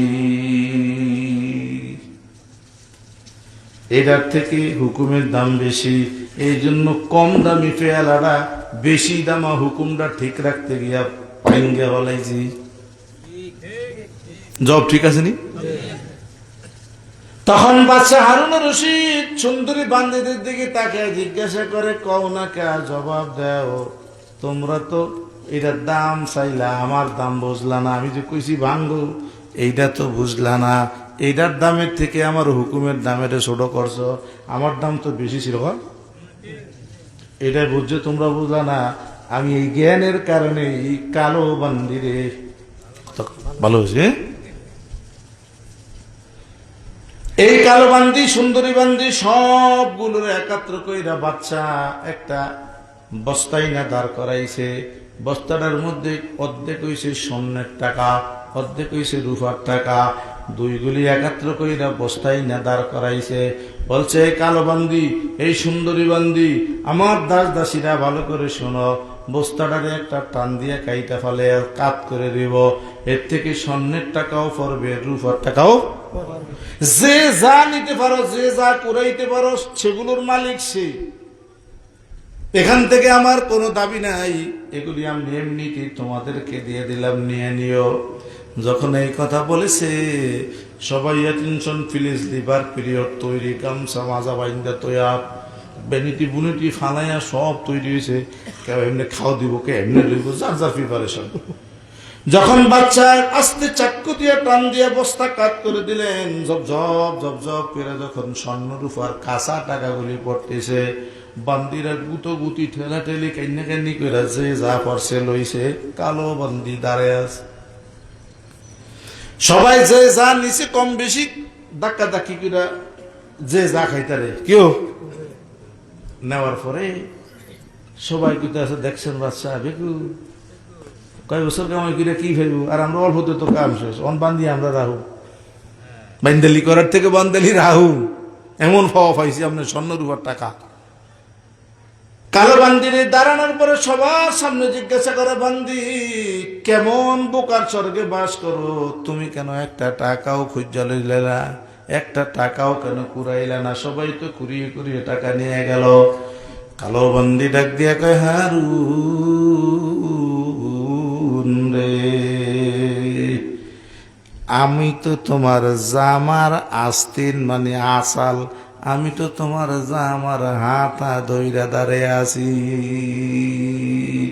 আমি চিন্তা করেছি এক বস্তা টাকা 20 জনে ভাগ করে নেয় নে। টাকার পাগল টাকা কুড়াইতেছে, স্বর্ণের পাগল স্বর্ণের টাকা নিতেছে। আমার এই টুফার টাকাও দরকার না, স্বর্ণের টাকাও দরকার না, আমার হইছে টাকার মালিকের দরকার। এই জন্য আমি মালিক ধইরা দাঁড়িয়ে রইছি। মালিক যদি আমার হয়, এরকম 1000 বস্তা গুদামে আছে। জ্ঞানী কমনি কইবেন না বেশি কইবেন এটা রে? এই জন্য সবার খেয়াল মালের দিকে, কালো বান্দির খেয়াল মালের মালিকের দিকে। এই জন্য আমাদের খেয়াল হলো জান্নাতের থেকে যাওয়ার জন্য, জাহান্নাম থেকে বাঁচার জন্য। আর যারা জ্ঞানী গুণী আল্লাহর বান্দা, তাদের খেয়াল হলো এই জান্নাত জাহান্নাম নাজ নেয়ামতের মালিকের জন্য। এই জন্য তারা বলতেন জান্নাত দো জখসে রব কিয়া করো, জান্নাতের দ্বারা দুজকের দ্বারা এই আল্লাহ আমি কি করব।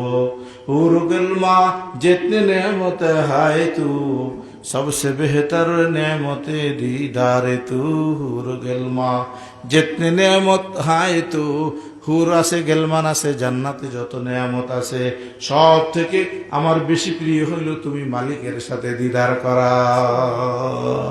এই জন্য বলতেন জান্নাত দো জখসে ইয়া রব কিয়া করো, জান্নাত দো জখসে ইয়া রব কিয়া করো, আরজু হ্যায় মাই তুঝসে দেখা করো। আমার উদ্দেশ্য হইল আমার এই ইবাদতের দ্বারা তুমি আল্লাহর সাথে দিদার করা। তোমারে যদি পায়া যায়, তোমার জান্নাতও আমার দরকার নাই। তোমারে পেয়ে গেলে তোমার জাহান্নামও দরকার নাই।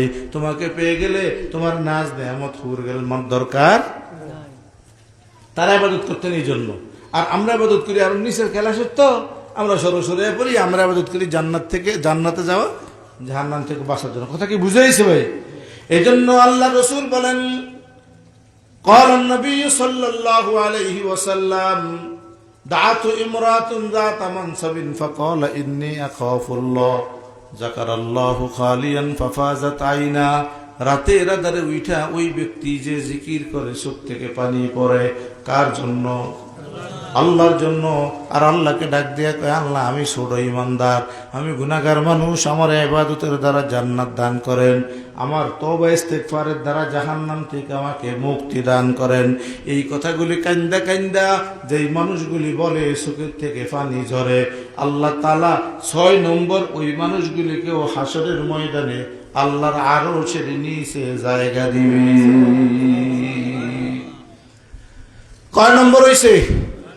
7 নম্বর ব্যক্তি। قال النبي صلى الله عليه وسلم من يتصدق بيمينه حتى لا تعلم بشماله।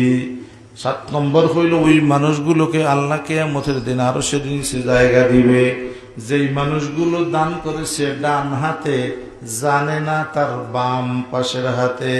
অর্থাৎ আল্লাহর সন্তুষ্টির জন্য গোপনে দান করছে, পৃথিবীর কাউরে মারহাবা তাকবীর তাকবীর দানকারী নাম ইহুদানের জন্য করে, কার সন্তুষ্টির জন্য করছে? ইয়াতাসাদ্দাকু বিয়ামিনি হাত্তা লা তা'লামু বিশিমালিহি, ডান হাতে দান করছে, বাম হাতে জানে না। এমন মানুষগুলোকেও আল্লাহ, অর্থাৎ গোপনে ইবাদত করছে, গোপনে দান করছে, আল্লাহর সন্তুষ্টির জন্য করছে, এই মানুষগুলোকেও আল্লাহ কিয়ামতের ময়দানে আরশের নিচে জায়গা দিবে।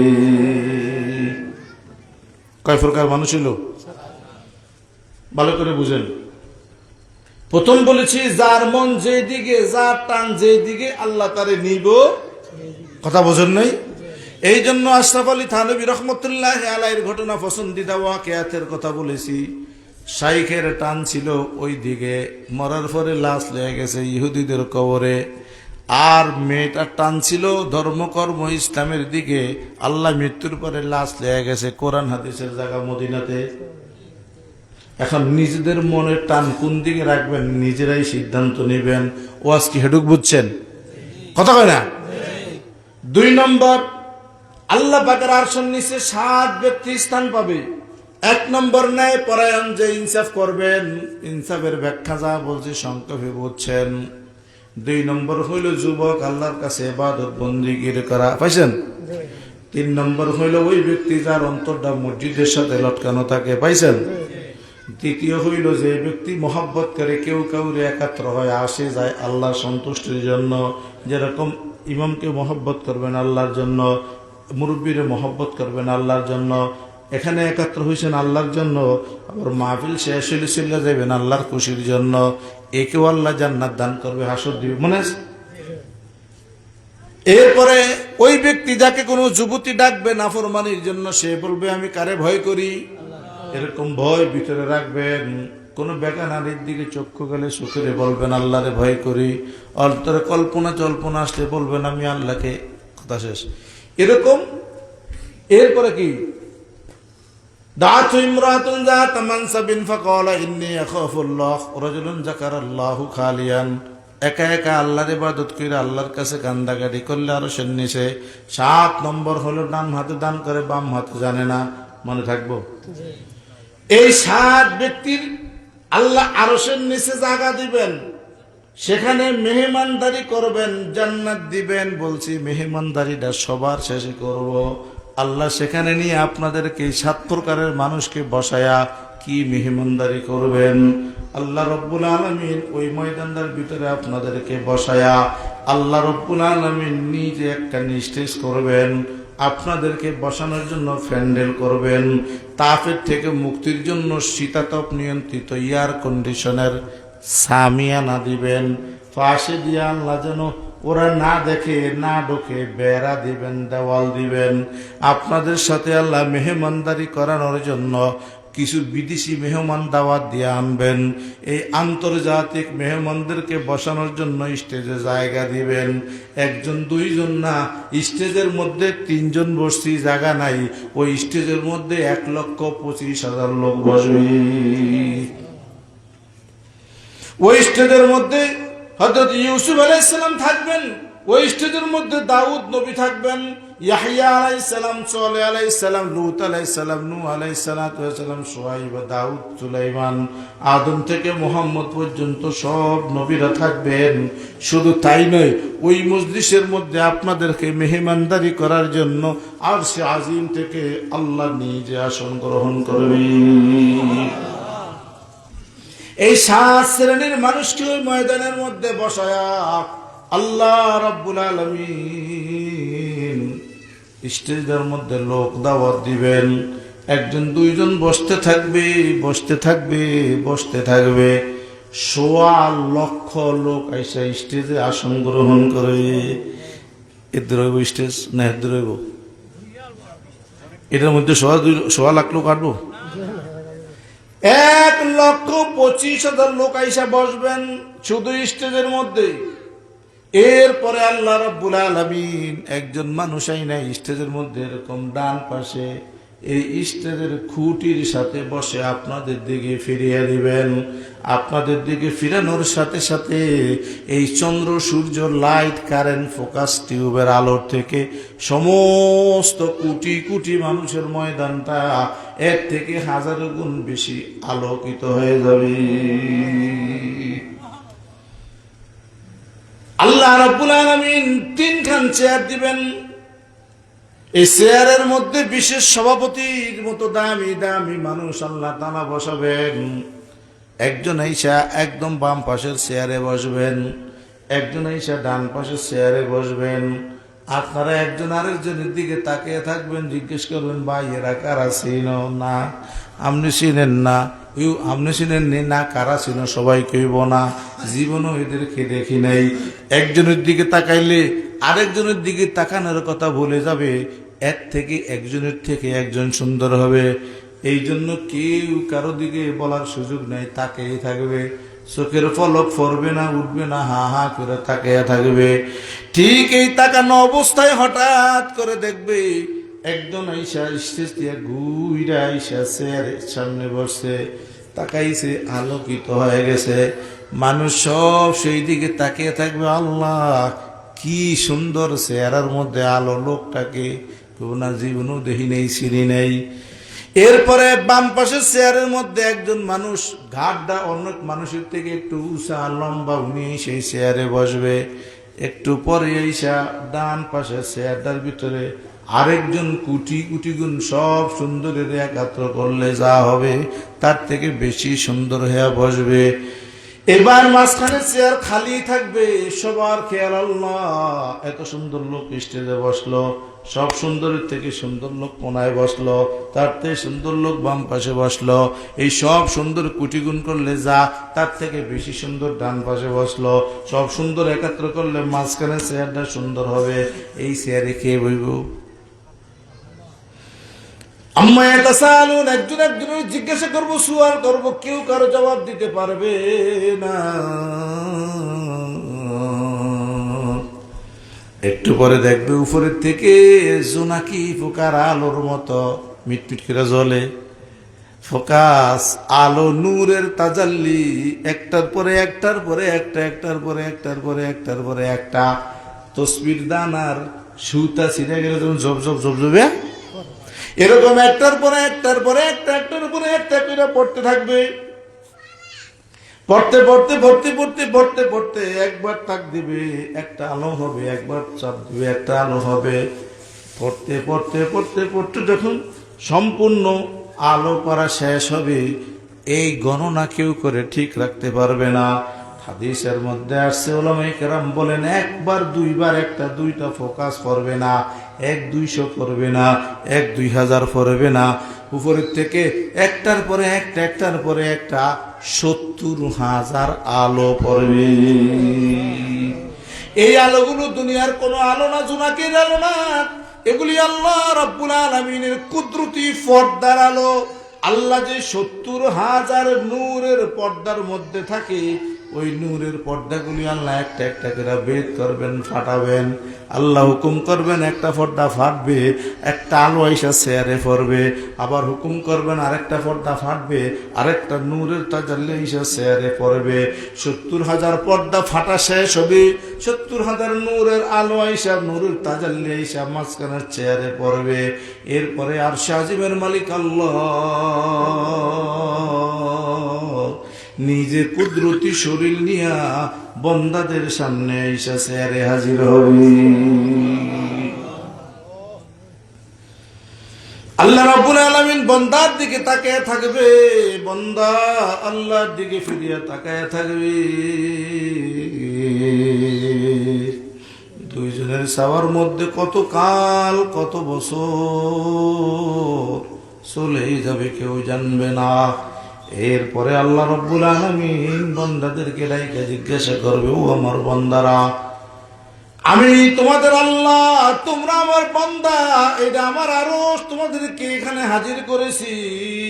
তোমরা কেউ এই শ্রেণীর, কেউ ওই শ্রেণীর, কেউ সেই শ্রেণীর, কেউ ইনসাফ করছ, কেউ জীবনকালে ইবাদত করছ, কেউ নারীদের আহ্বানে আমার ভয়ের কারণে সারা থেকে মুক্ত ছিলা, কেউ মসজিদের সাথে দিল লটকা ছিল, কেউ ডান হাতে দান করছো, বাম হাতে জানে না, কেউ রাত্রে উঠে আল্লাহ ফাঁকে আমার ডাকছো, চোখের পানি পালাইছ। কথা কি বুঝে আছেন? আমার জন্য একাত্র হইছ, মোহাব্বত করছো, আমার জন্য মসজিদ ভেঙ্গা দিছ। এরকম 7 প্রকারের ভিতরে যারা ছিলা সবাই না আমি একাত্র করছি, তোমাদেরকে মেহমানদারি করব। তোমরা আমার মেহমান, আমি আল্লাহ বাড়িওয়ালা মেজবান। বলো কি মেহমানদারি করলে খুশি হবি? বন্দা খো মেহমানদারি খুঁজবো কি? আল্লাহরে দেখি তো বন্দা টাসকি, আল্লাহ দেখছি। একটু পরে বন্দা নিঃশ্বাস হানে চোখ কান মুচ্ছা ডাক দিয়া কইবো, আল্লাহ না মেহমানদারি চাইছি। ডাক দিয়া কইবো, আল্লাহ ফাজুরনি ইয়া রব্বি, মাফ করে দেন, মেহমানদারি চাই না। আপনি যে আযাবের থেকে মুক্তি দিয়ে আরো সের নিচে জায়গা দিয়েছেন, তে সাফিসিয়ান, মাস আলহামদুলিল্লাহ, দরকার নাই। আল্লাহ কি মেহমানদারি কেন? আল্লাহ কয়, মনে যা চায় তা কো, মা তাস্তাহি আনফুসুক, যা চায় মনে তা কো, যেইটা মনে চায়। মেহমানদারি লাগলো কো, না লাগলো কো, যা। যখন আল্লাহ তাআলা এই সাহস দিবেন, একজন দাঁড়িয়ে কইব, আল্লাহ আমাদের নিচে বয়সের, আমরা তো বুঝছি নি, আমরা বন্দা। এরা কারা? এত বড় স্টেজে এত বড় লোক, এতগুলি লোক। আল্লাহ রাব্বুল আলামিন বলবেন, আদম, ঈসা, মুসা, শুআয়ব, ইয়াহিয়া, জাকারিয়া, শীষ, দাউদ, সুলাইমান, একেবারে নবী পর্যন্ত সবার পরিচয় করে দিব। এরা সব নবী পয়গম্বর, তোমাকে সম্মানার্থে তোমাকে সাথে দেখা করানোর লেগে এগুলো দাওয়াত দিয়ে আনছি। বল খেলায়, মাঠ খেলায়, ওই খেলায়, সেই খেলায় দাওয়াত দেয়, স্থানীয় নেতা করে, মেম্বার চেয়ারম্যানের, দানবীরে করে, সামাজিক ব্যক্তিবর্গের। যদি এনে দাওয়াত বিদেশি কেউ থাকে তাহলে মজলিসটা আরো কমে না বাড়ে দাম? আল্লাহ বলেন আমি মেহমানদারি তোমাদের করতে পারতাম, কিন্তু আমি আল্লাহ এই মজলিসকে তোমাদেরকে দামি করার জন্য আমার নবীদেরকে হাজির করছি। এরা সব আমার নবী। নবীদের দিকে তাকিয়ে থাকবে। আরেকজন ডাক দিয়ে বলবে, আল্লাহ যেহেতু বলতে কইছেন, সাহস দিছেন, বলি এই লোকটাকে সব থেকে বেশি সুন্দর এই লোকটা। আমাদের দিকে তাকাবার সাথে সাথে গোটা ময়দান আলোকিত হয়ে গেছে। উনিকে আল্লাহ রাব্বুল আলামিন ডাক দিয়ে বলবেন, ওনার নাম বহু শুনছ, নামে চিনো, চেহারায় চিনো। উনি হলেন ইউসুফ আলাইহিস সালাতু ওয়াস সালাম, যার আলোচনা বহু তোমরা তোমাদের কোরআনে শুনছ। উনি ইউসুফ, ওনারে সব সৌন্দর্যের 99 ভাগের 1 ভাগ সবারে দিয়ে একা 99 ওনারে দিছি। ওনার চেহারার সৌন্দর্যে গোটা পৃথিবী, দুনিয়া, মাঠ আলোকিত হয়ে গেছে। ইউসুফ নবী। সবাই কি হরে ঠিকই, এই যে ঘটনা শুনছি আসলে দেখি নেই, আমরা তো কলজিকে দিলাইতাম এটা দেখিয়া, ওরা তো কাজ। একজন দাঁড়ায় বলবেন, আল্লাহ এরা সব নবী স্টেজে বইছে, ঠিক আছে, আমনে আল্লাহ চেয়ারও বসছেন, এটাও ঠিক আছে, আমরা দুই পাশে দুইজন বসে, এরা কারা এত বড় দাম, আমরা লোক চেয়ারও বইছে, কথা বোঝেন নেই? আল্লাহ রাব্বুল আলামিন ডাক দিয়ে বলবেন, ইসমুহু দাউদ ও ইসমুহু মুহাম্মদ, ওনার নাম দাউদ, এটার নাম মুহাম্মদ। আল্লাহ রাব্বুল আলামিন ডাক দিয়ে বলবেন, তোমাদেরকে মেহমানদারি করব, সর্বপ্রথম মেহমানদারি হলো শরবত, আর এই শরবতটা হলো দাউদের কণ্ঠ সুন্দর, পৃথিবীতে এর থেকে ভালো সুর আমি কাউরে দেই নাই। এই জন্য দাউদ পয়গম্বর তোমাদের সামনে এখন কোরআন তেলাওয়াত কইরা, ইনজিল কিতাব তেলাওয়াত কইরা শোনাবে, তোমাদের কলিজা ঠান্ডা হবে। এই জন্য তোমাদের মেহমানদারি করার জন্য, তারে দিয়ে তেলাওয়াত করানোর জন্য এনেছি। এবার আল্লাহ দাউদ নবীকে ডাক দিয়ে বলবেন, দাউদ দাঁড়ান, দাঁড়ান, একটু তেলাওয়াত করেন। আপনার সুরটা চাইরা ইনজিল কিতাবটা আমার এই মেহমানদারকে শোনান। দাউদ আলাইহিস সালাতু ওয়াস সালাম কণ্ঠ ছেড়ে দিয়া ইনজিল কিতাবটা তেলাওয়াত করা শুরু করে দিবে। আপনারা দাউদ আলাইহিস সালামের চেহারা দেখবেন, কণ্ঠ শুনবেন, হেলতে থাকবেন, দুলতে থাকবেন, মস্ত হবেন, জ্ঞান হারাবেন, গলা কাটা মুরগির মতো ছটফট করতে করতে নিষ্প্রাণ নিস্তেজ হয়ে ময়দানের ভিতরে পড়ে থাকবে। এত সুন্দর কণ্ঠ দাউদের, আপনাদেরকে ইনজিল কিতাব শোনাইব। দীর্ঘ সময় পরে আল্লাহ সবার চৈতন্য হুঁশ ফিরাবেন, জিজ্ঞাসা করবে, কামিয়াউমান বান্দা, কয়দিন ঘুমাইছো, কয়দিন শীত হয়ে শুয়ে রয়েছো, খবর নাই বলো। কিতাবে লেখছে, তাফসিরে লেখে, যখন নাকি বান্দা ঘুমাইবে তখন সকাল নাস্তার উক্ত, ঘুম থেকে উঠে দেখবে দুহরিয়া খাওয়ানোর পর, কাইলুলার সময় খাইতে, আসর রাগ জোরের পর। এখন যখন জিগেইব যে কয়দিন এনে ঘুমিয়ে রয়েছে পৌঁছে, তো বান্দা মনে করবো যে নাস্তার উক্ত হইছি, দুটোর পরে উঠছি, তো একদিনের তেনে কম না বেশি? কম। আর যেহেতু একটু গুম গুম বেশি গেছি মনে হয়, তো গতকালই হয়েছি সকালে, আজ উঠছি, তাহলে একদিনের থেকে একটু বেশি। আর যদি আজকে শুই আজকে উঠি, একদিনের থেকে ক্লান্ত হয়ে গেছেন না আপনারা? ক্লান্ত তৈরি, কাইলি শুনছেন না, আগামী দিন শুনবেন না, ক্লান্ত আমরা রইব না, ক্লান্ত কি রইছেন মাইমিয়া জাগুবুদ্ধে হুকুনুরে হেরা কথা কয়, আমরা ক্লান্ত হয়ে গেছেন, আল্লাহর কাছে বৈষম্যের বিচার দিয়ে গেলাম। এটা তো বৈষম্য। 10 আর 1000-এর পরে একটা জিগেলে হয় না, গোলা বাজে ভুল লোকে গুতাগুতি করবো, ওই গলাটা ভেঙে গেলে কিনতে এটা আওয়াজটা জমা রাখছে। গরুর লাগে, ছাগলের লাগে, বুসি গাছে যা আগুন দিছে কে চুরি, এই আল্লাহ বলতেছে দাউদ আলাইহিস সালামের এত সুন্দর সুর সুরলিত কণ্ঠ, তেলাওয়াত শুনিয়ে শুয়ে রয়েছে, জিগাইব। এরা চিন্তা করবো আজকে সকালে শুয়ে আজকে উঠলে একদিনেতে কম, গতকালকে শুয়ে আজ যা উঠলে একদিনেতে একটু বেশি। তো এই জন্য তারা বলবেন ইয়াউমান আও বা'দা ইয়াউম, একদিন অথবা আরেক দিনের কিছু অংশ। আল্লাহ তাআলা এদিক ওদিক তাকে মুস্কি হাসবেন, নবী করে দেখছেন এরা খালি দুনিয়া যে তেরছে বেরছে কইছে তা না, নাম লোকের সামনে আমার সামনেও কয়, ওরা বলে একদিন এক রাত কম বেশি ঘুমাইছে। তখন আল্লাহ রাব্বুল আলামিন ডাক দিয়ে বলবে, ও আমার বান্দারা, আমার নবীরা সাক্ষী, দাউদ পয়গম্বরের মুখে কণ্ঠে তোমরা জবুর কিতাবের তেলাওয়াত শুনিয়া একদিন কম বেশি বা একদিনের থেকে কম বেশি ঘুমাও নাই। এই ময়দানটার মধ্যে তোমরা ৮,০০০ বছর ঘুমাইয়াছিলা। কয় বছর? ৮,০০০ বছর পরে কয় একদিন একটু কম বেশি। আর লাইফের বর্তমানে এই সময় আমরা কি করবো, কবে একটু কম বেশি একদিনের তেনে। আল্লাহ কয় ৮,০০০ বছর ঘুমিয়েছিলা। আল্লাহ রাব্বুল আলামিন ডাক দিয়ে বলবে, ও আমার ৭ শ্রেণীর আরশের নিচের ফেরেশতা মানুষেরা, কান খুলে শোনো, উনি তোমাদের নবী, তার নাম মুহাম্মদ।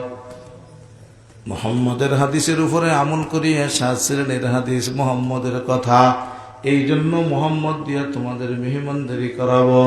ও মুহাম্মদ, আমার এই বান্দাদেরকে ঠান্ডা করার জন্য, আমার এই মেহমানগুলির মেহমানদারি করার জন্য আপনি একটু দাঁড়ায়া আপনার উম্মতদেরকে কোরআন শরীফের ইয়াসিন সূরাটা শুরু থেকে শেষ পর্যন্ত শুনিয়া তাদেরকে ঠান্ডা করে দেন। আল্লাহ রসুল দাঁড়াবেন, খুতবা পড়বেন, আখেরি নবী উনি যে আল্লাহর পয়গম্বর, এই কথা উনি বলার পরে দাঁড়িয়ে দাঁড়িয়ে কোরআন শরীফের ইয়াসিন সূরাটা তেলাওয়াত শুরু করে দিবি। শুরু থেকে শেষ পর্যন্ত ইয়াসিন সূরা পড়া যখন শেষ করবে, মানুষ তাকায় থাকতে থাকতে থাকতে থাকতে একটু ভরে জ্ঞান হারাইয়া পইরা ছটফট কইরা অজ্ঞান নিস্তেজ নিষ্প্রাণ হইয়া শুয়ে থাকবে। আল্লাহ হুশ ফিরিয়ে জিজ্ঞাসা করবে, কামিয়া বানিয়া ইবাদিনা, আমার বন্দারা নবীর মুখে ইয়াসিন সূরা শুনিয়া কতদিন, অনেক আমার কাছে কিছু আছে, কও কি চাও। আল্লাহর বান্দা বলবে, আল্লাহ কিচ্ছু চাই না, সব খুশি হয়ে গেছি। আপনি আরশের নিচে জায়গা দিছেন, দেখা দিছেন, নবী দেখাইছেন, তেলাওয়াত শুনাইছেন, কলিজা ভরে গেছে। আল্লাহ রাব্বুল আলামিন বলবে, না, এদের মেহমান তোমরা না, দাউদ নবীর মেহমান তোমরা না, নবী মুহাম্মদের মেহমান তোমরা না, তোমরা আমি আল্লাহ পাকের মেহমান, তোমাদের আমি আল্লাহ পাক মেজবান, মেহমানদারি তো আমি করবে, এগুলি বোনাস। আল্লাহ আপনি কি মেহমানদারি করবেন? আল্লাহ রাব্বুল আলামিন নিজে খুতবা পড়ার জন্য চেয়ারের থেকে উঠা দাঁড়ায়া সত্তাগত প্রভুত্বের উপরে একটা ভূমিকা দিবেন, নিজে একটা খুতবা পড়বেন।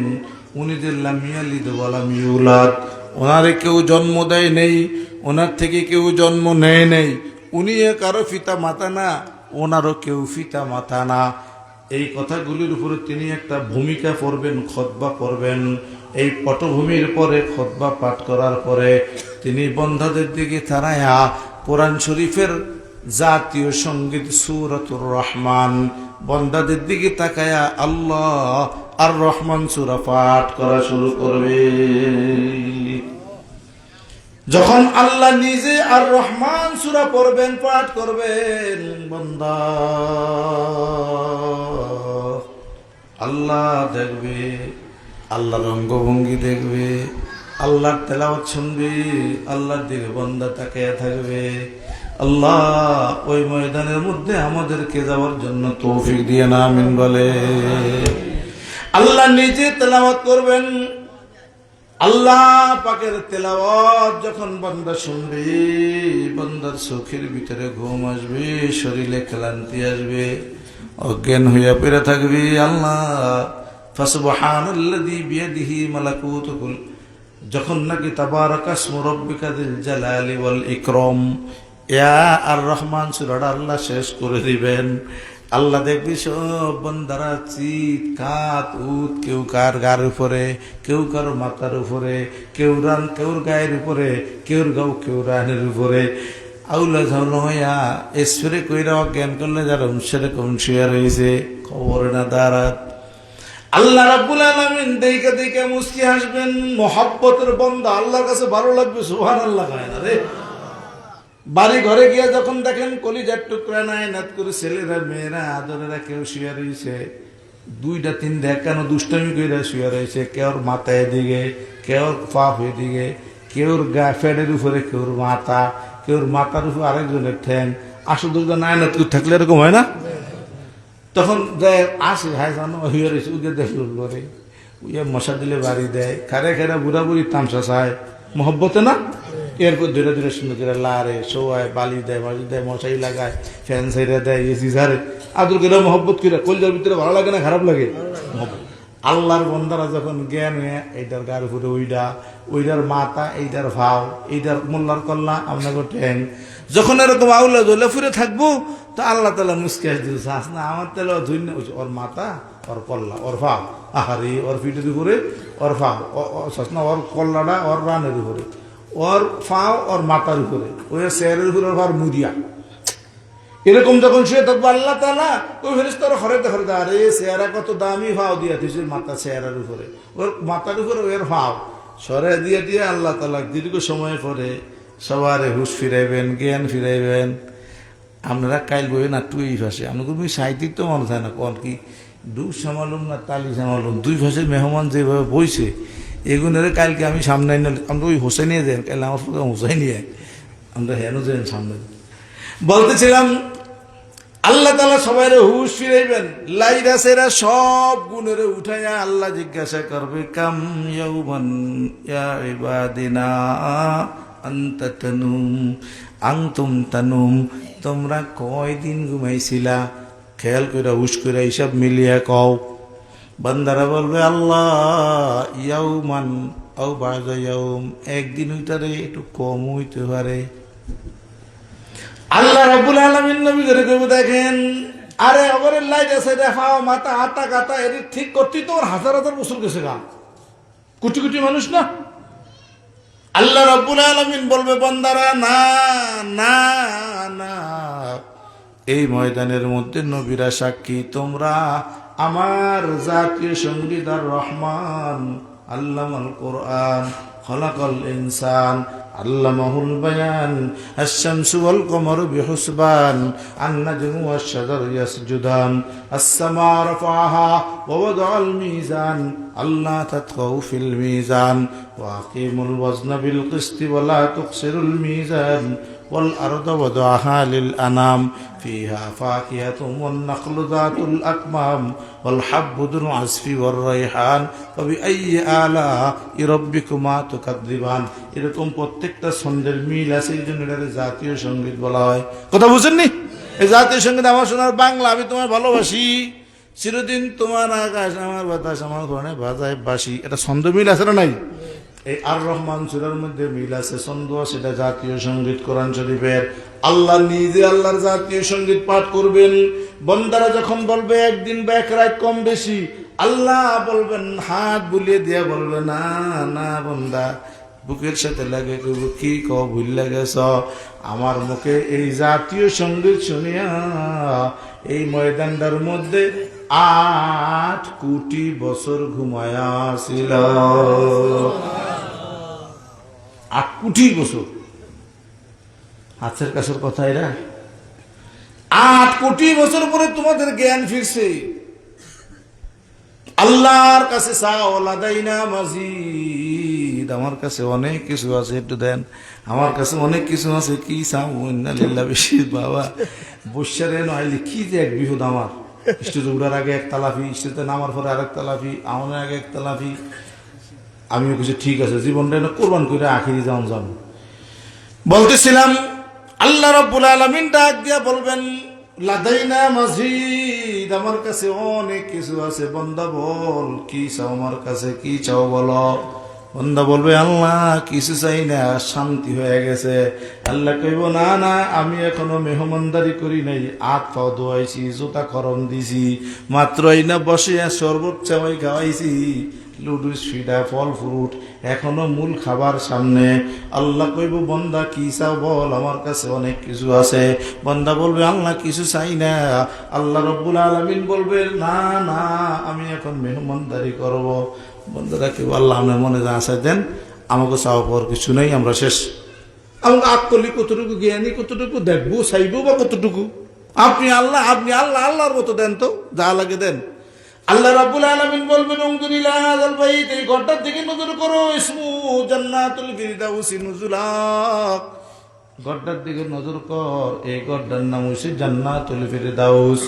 এইটা হইল মেহমান খানা। তোমরা আমার মেহমান, তুম যুয়ুফুল্লানা, তোমরা আমার মেহমান, আমি তোমাদের মেজবান। এইটা হইল মেহমানদের ঘর।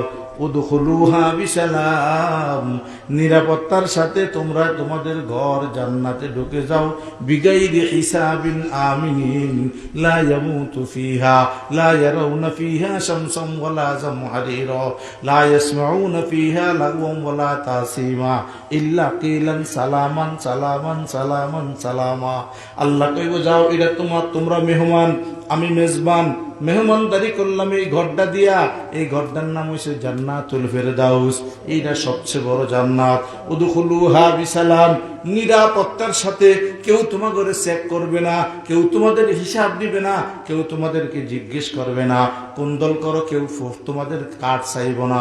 উদখুলুহা বিসালাম, নিরাপত্তার সাথে জান্নাতে ঢুকে যাও। লা ইয়ামুতু ফিহা, এর মধ্যে কোনোদিন আজরাইল ঢুকার কারো মৃত্যু দিবে না। লা ইয়ারাউনা ফিহা শামসাম ওয়ালা জামহারিরা, এর মধ্যে কোনো গরম পড়বে না, সূর্যের তাপ কইরা ঘামাইবে না, দুর্গন্ধ হবে না। লা ইয়াসমাউনা ফিহা লাগওয়ান ওয়ালা তাসিমা, এর মধ্যে কোনো গালিগালাজ শুনবা না, এর মধ্যে কোনো গুনাহ-গানা হবে না। এটার মধ্যে আবাদুল আবাদ, আবাদান আবাদা, চিরকাল থাকতে থাকো। আমি আল্লাহ সর্বশেষ মেহমানখানা, মেহমানদারি হিসাবে তোমাদেরকে জান্নাত দিয়ে দিলাম। قال النبي صلى الله عليه وسلم عن أبي هريرة رضي الله تعالى عنه: سبعة يذلهم الله فيه يوم لا ذل إلا ذله، الإمام العادل، شاب نشأ بعبادة الله، رجل قلبه معلق بالمسجد، رجلان تحابا في الله اجتمعا عليه وتفرقا عليه، رجل دعته امرأة ذات منصب فقال إني أخاف الله، رجل ذكر الله خاليا ففازت عيناه، رجل يتصدق بيمينه حتى لا تعلم بشماله، أو كما قال النبي عليه الصلاة والسلام। আল্লাহ রাসূল বলেন, যার সাথে যার মহব্বত তার সাথে তার হাসর হবে, যার মন যেদিকে থাকবে হাসরে সে সেদিকে উঠবে। এই জন্য আমাদেরকে কোরআনমুখী, আল্লাহমুখী, নবীমুখী, মক্কা মদিনামুখী হওয়ার জন্য আল্লাহ তৌফিক দেন। যদি না হয় তাইলে ওই শাইখের মতো ওই ইহুদিদের গোরস্থানে যাওয়া লাগবে। ইহুদিদের গোরস্থান থেকে মেয়েটা এই মুখী হওয়ার কারণে মদিনায় পৌঁছেছিল। 2 নম্বর হলো 7 শ্রেণীর মানুষের মধ্যে হয় আল্লাহ তাআলা আমাদের ক্ষমতা অনুযায়ী ইনসাফ করার তৌফিক দান করেন, যুবক অবস্থায় ইবাদতের তৌফিক দান করেন, অন্তর মসজিদে রাখার তৌফিক দান করেন, কোন যুবতী ডাকলে তার থেকে ফিরে থাকার তৌফিক দান করেন, আল্লাহর উদ্দেশ্যে জিকিরের তৌফিক দান করেন। ডান হাতে দান করলে বাম হাতে যেন না জানে, আল্লাহ সেইভাবে আমলের তৌফিক দান করেন। গভীর রাত্রে উইটা তাহাজ্জুদ পইরা গুনগুন কইরা আল্লাহর কাছে চোখের পানি ফেলে একান্দার তৌফিক দান করেন। আল্লাহ তাআলা এই 7 শ্রেণীর মানুষের মধ্যে ঢুকাইয়া আরশের নিচে জায়গা দিয়া আল্লাহ সব নবীদেরকে দেখায়া, আল্লাহ দেখায়া দাউদের মুখে তিলাওয়াত শোনায়া, নবীর মুখে ইয়াসিন শোনায়া, আল্লাহর কণ্ঠে আর রহমান সূরা শোনায়া, হিসাব ছাড়া জান্নাতুল ফেরদাউসের মেহমানদারি হইয়া আল্লাহর কাছে হাজিরা দেওয়ার তৌফিক দেন। জোরে বলেন আমিন। আগামী দিন মাহফিল, আমন্ত্রিত মেহমান আসবে, একে অপরকে দাওয়াত দিয়ে নিয়ে আসবেন। আল্লাহ পাক তৌফিক দান করেন। দুরূদ শরীফ পড়ি। আল্লাহুম্মা সাল্লি আলা মুহাম্মাদিন ওয়া আলা আলি মুহাম্মাদ কামা সাল্লাইতা আলা ইব্রাহিম।